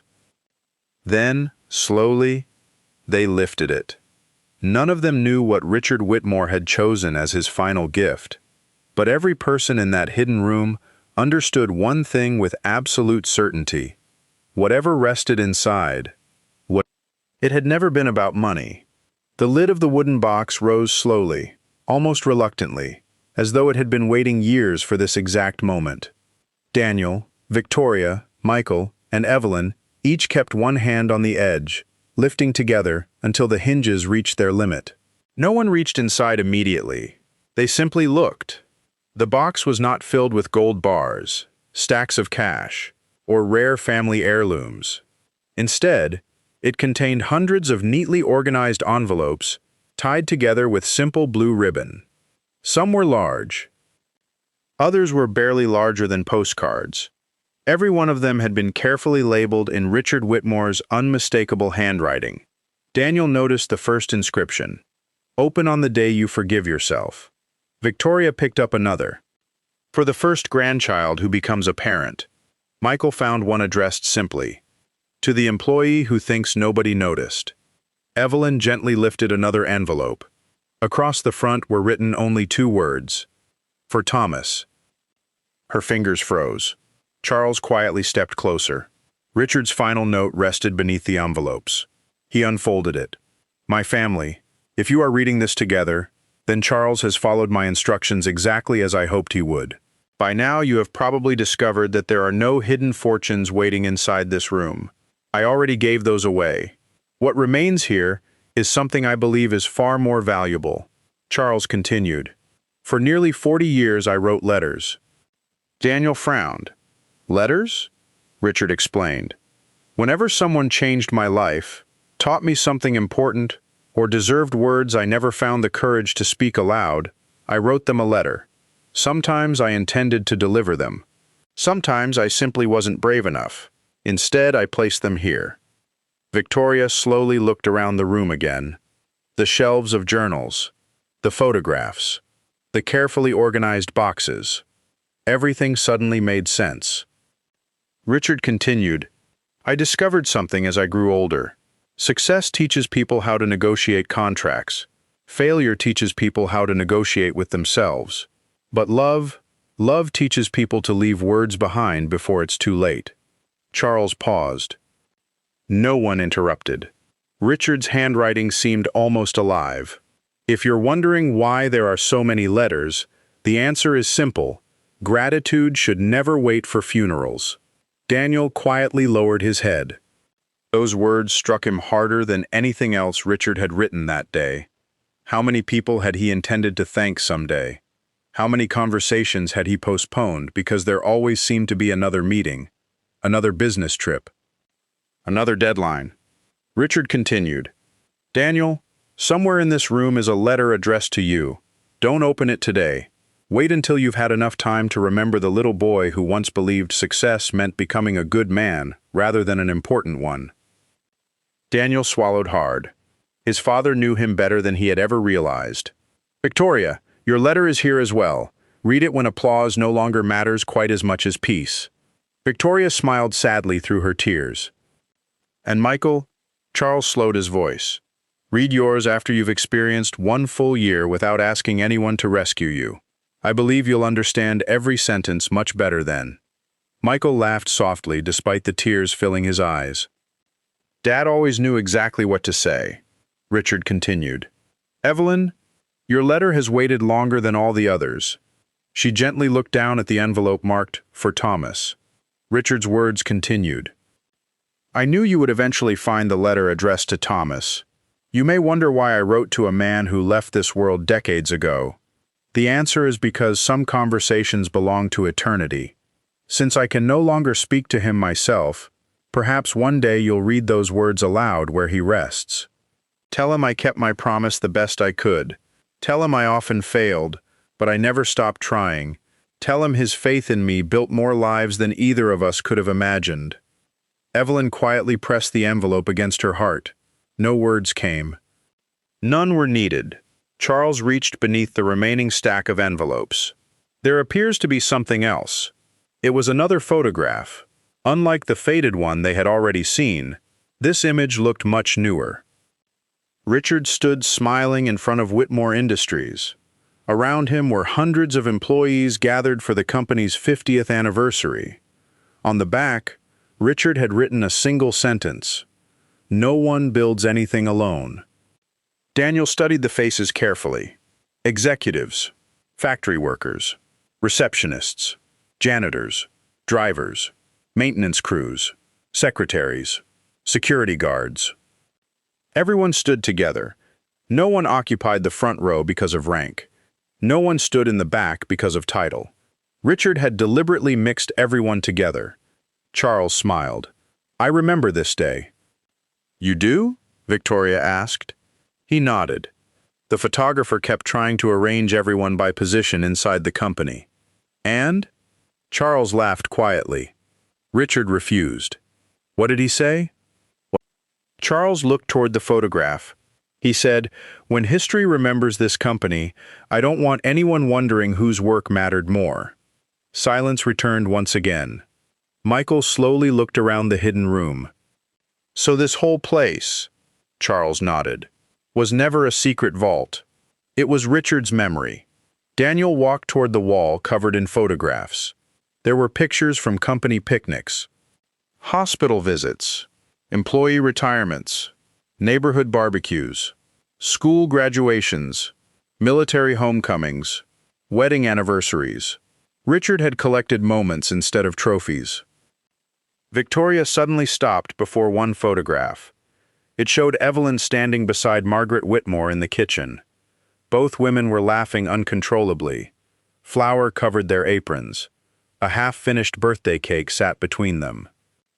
On the frame beneath the picture, Richard had engraved 6 simple words: "The heart of our home." Victoria reached out and gently touched the frame. "I've walked past this picture hundreds of times."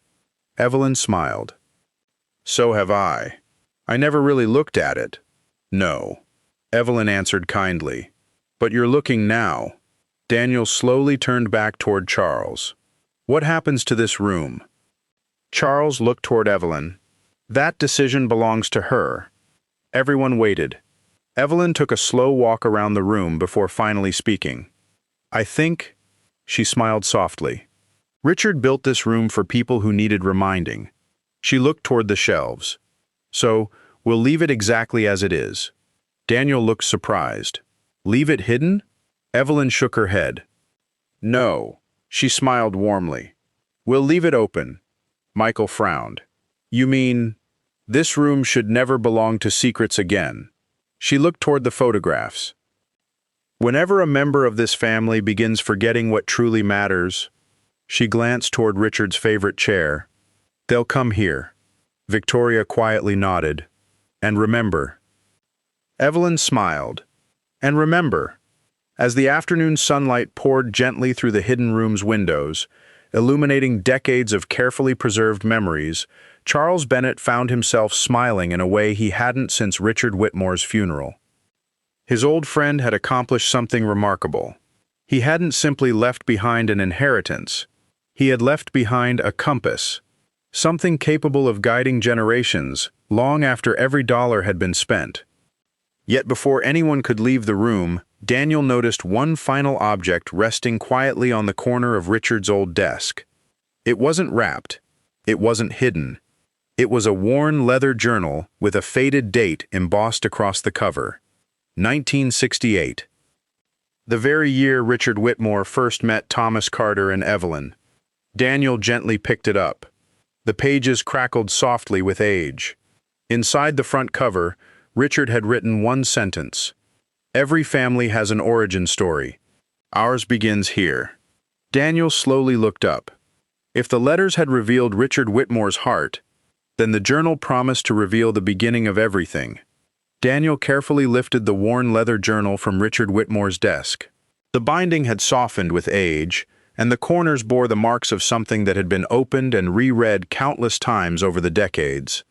Unlike the formal letters Richard had written for his family, this journal carried no polished language and no carefully revised paragraphs.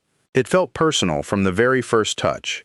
As Daniel opened the cover, a faint scent of old paper drifted into the room.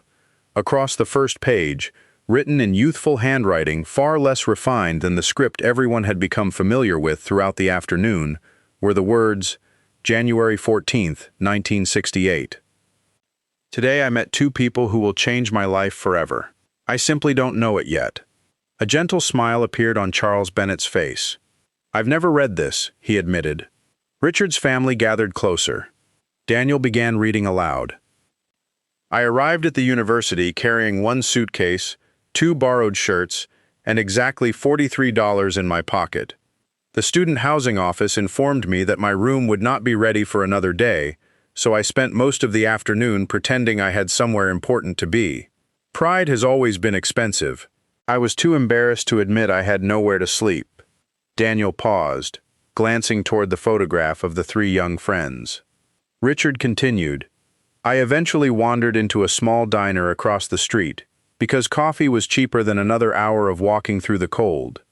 Every table was occupied except one, where a young man in military cadet uniform waved me over before I could turn around. Looks like we're both too poor to afford separate tables," he laughed. "That was how I met Thomas Carter." Evelyn smiled through tears. "That sounds exactly like him," she whispered. Daniel continued reading. 5 minutes later, another student walked through the door, carrying so many books that she accidentally dropped nearly all of them across the floor. Thomas stood up before anyone else had even reacted. He gathered every book without saying a word. When he handed them back, she smiled and thanked him. Then she noticed there was only one empty chair left in the diner. Daniel looked up briefly. "Let me guess." Evelyn laughed softly. "Thomas invited her to sit." Daniel nodded and continued. "Her name was Evelyn Parker. She spoke quietly, laughed easily, and somehow made two complete strangers feel as though we had known one another for years." By the time the diner closed that evening, the three of us had solved every problem facing the world except our own. Even Michael laughed. Richard's younger voice seemed so different from the measured businessman they had all known. The journal continued. Thomas wanted to become an engineer because he believed good design could improve ordinary lives. Evelyn dreamed of becoming a teacher because she believed children deserved adults who believed in them. I confessed that I wanted to build a company one day. Thomas asked why. I answered honestly, because I never want another family to lose everything the way mine did. Daniel slowed. He had never heard his father speak about his own childhood. Richard wrote, "My father lost his small hardware store during a difficult recession. We survived, but I never forgot watching him lock the front door for the last time. I promised myself that if I ever built a business, I would measure success by how many families could keep their own front doors open because of it." Charles quietly wiped his glasses. "I remember Richard telling me that story once," he said. He almost never spoke about his childhood. Daniel returned to the journal. The three of us made a strange agreement that evening. Every Friday night, regardless of how busy life became, we would meet at the same diner, order the cheapest meal on the menu, and tell one another the truth about our lives. No pretending, no impressing anyone, just honesty. Evelyn smiled warmly. We kept that promise for years. Richard's words continued. Looking back now, I realize success didn't begin with money. It began with having two friends who refused to let me become someone I wasn't. Daniel turned another page. Pressed between the paper was a tiny, dried four-leaf clover. It almost crumbled as the page moved. Beneath it, Richard had written, "Thomas found this during our second semester and insisted it belonged in my journal because, according to him, I needed all the luck I could get." Michael chuckled quietly. "I think I would have liked him." "You would have," Evelyn answered. "He made everyone feel that way." Daniel continued reading. The years passed quickly. We studied together, celebrated together, worried together, and dreamed together. Whenever one of us considered giving up, the other two refused to allow it. Thomas often reminded us that success meant very little if we reached it alone. Daniel looked toward the photograph once more. His father had spent his entire life living according to lessons learned before he was 20 years old. Richard's journal continued. One evening, shortly before graduation, Thomas asked us a question I didn't fully appreciate at the time.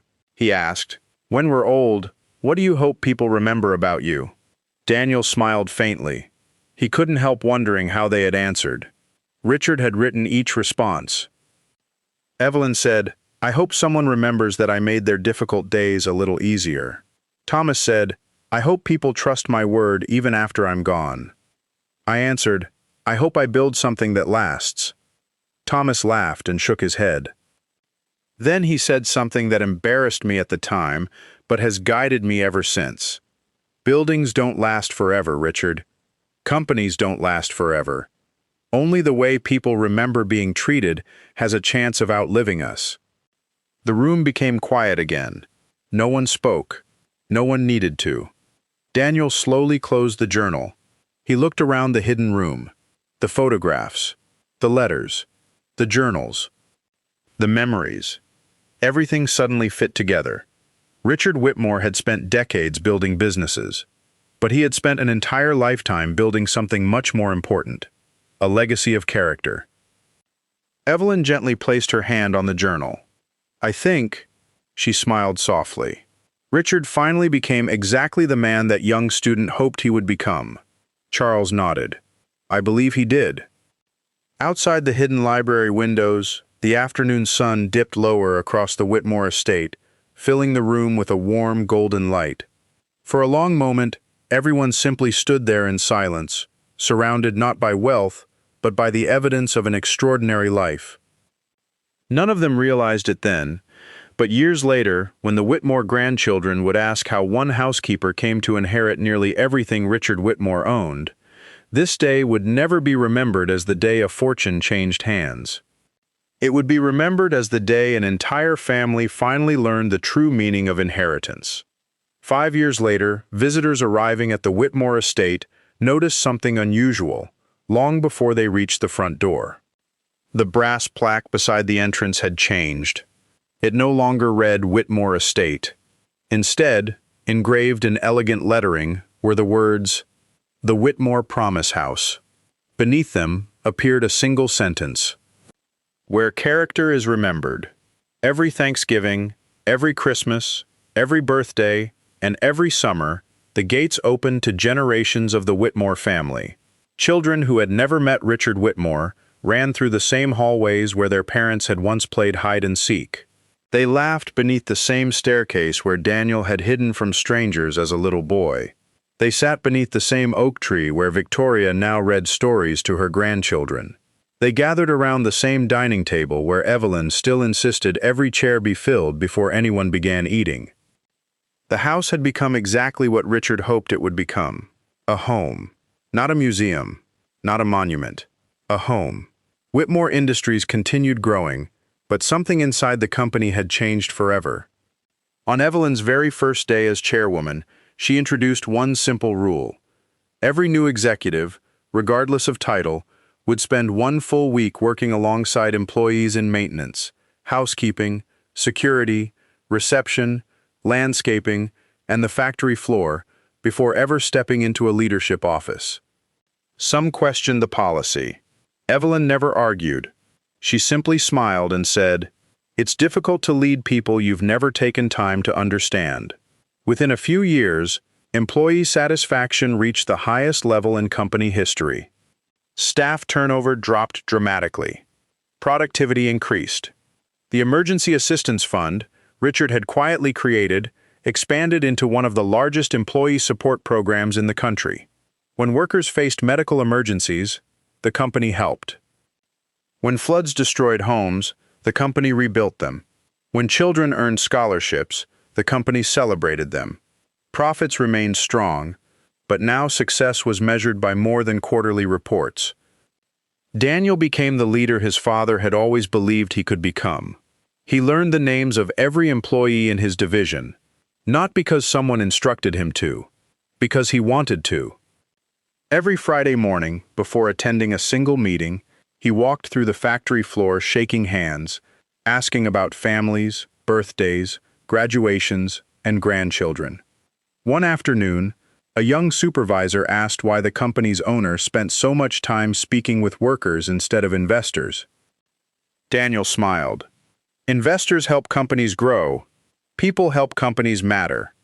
Victoria transformed the Margaret Whitmore Promise Foundation into one of the nation's most respected charitable organizations. Scholarships were awarded every year to students who possessed determination but lacked opportunity. Military widows received housing assistance. Families overwhelmed by hospital bills found hope again. Whenever reporters praised Victoria's leadership, she always answered the same way. "I'm simply continuing something that began long before me." Michael surprised everyone, perhaps most of all himself. He completed 3 years under the financial compliance team exactly as Richard had requested. He never asked for special treatment, never mentioned his family name. He earned every promotion through hard work. Years later, when he accepted his first executive position, he placed an old framed photograph on his office desk. It showed Richard, Thomas, and a young Evelyn standing outside a university diner. Whenever difficult decisions arose, Michael looked at that picture before making them. He often wondered what those 3 young dreamers would have chosen. As for Evelyn, very little about her daily routine changed. She still woke before sunrise, still walked through the gardens every morning, still baked birthday cakes herself whenever possible, still remembered every employee's anniversary, still insisted on writing handwritten thank you notes instead of sending printed cards. She never moved into the largest bedroom of the estate. She quietly remained in the same modest room she had occupied for decades. When people asked why, she always laughed softly. "I already have everything I need." Every Sunday afternoon, without fail, she visited 2 neighboring graves beneath a large maple tree overlooking the countryside. One belonged to Margaret Whitmore, the other belonged to Richard. Between them stood a simple memorial bench. Resting in her handbag every single visit was Thomas Carter's gold pocket watch. She always placed it gently upon the bench before speaking. Sometimes she talked about the grandchildren. Sometimes she talked about the company. Sometimes she simply sat in comfortable silence. One autumn afternoon, Daniel happened to visit the cemetery while bringing fresh flowers to his parents' graves. He noticed Evelyn smiling quietly toward the 2 headstones. "What are you thinking about?" he asked. She looked toward the horizon. "I'm thinking about promises." Daniel sat beside her. "My father kept his." "Yes. And you kept yours." She smiled. "I only carried it." Daniel thought for a moment. Then he quietly asked the question he had wanted answered for years. "Do you ever wish you'd lived a different life?" Evelyn looked toward the setting sun. "No," she answered without hesitation. "I've learned something wonderful." Daniel waited. "The richest people aren't always the ones who receive the most." She smiled warmly. "They're often the ones who spend their lives giving away what cannot be bought." Several months after Evelyn's passing at the remarkable age of 93, workers renovating the old library discovered one final envelope tucked inside Richard Whitmore's hidden room. Across the front, written in Evelyn's familiar handwriting, were 5 simple words. "For whoever finds this next." Inside rested only a single page. It read, "If you've taken the time to read our story, perhaps you've also been wondering why Richard left so much to someone the world believed was only a housekeeper. The answer has never really been about me.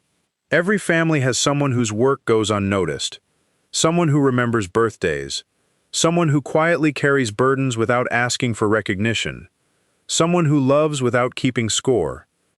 If this story has reminded you of that person in your own life, please don't wait for a lawyer to read a will before telling them what they mean to you. Some words become priceless simply because they are spoken while someone is still alive. That is the greatest inheritance any of us can leave behind." The room remained silent after the letter was read. No one hurried to speak. No one felt the need to. Because at that moment, everyone understood what Richard Whitmore had tried to teach from the very beginning. A fortune can change someone's circumstances. A promise can change someone's future. But a life built on kindness can change generations. And perhaps that was never just the Whitmore family's story. Perhaps, in one way or another, it belongs to all of us. Before we end, tell us in the comments, who was the real hero of this story? Richard, Evelyn, or Thomas? We'd love to hear your thoughts. If this story touched your heart, don't forget to like this video, subscribe to the channel, and turn on notifications so you never miss another unforgettable story. Until next time, thank you for watching, and remember, sometimes the greatest inheritance isn't what we leave behind. It's the love, integrity, and kindness we leave in the hearts of others.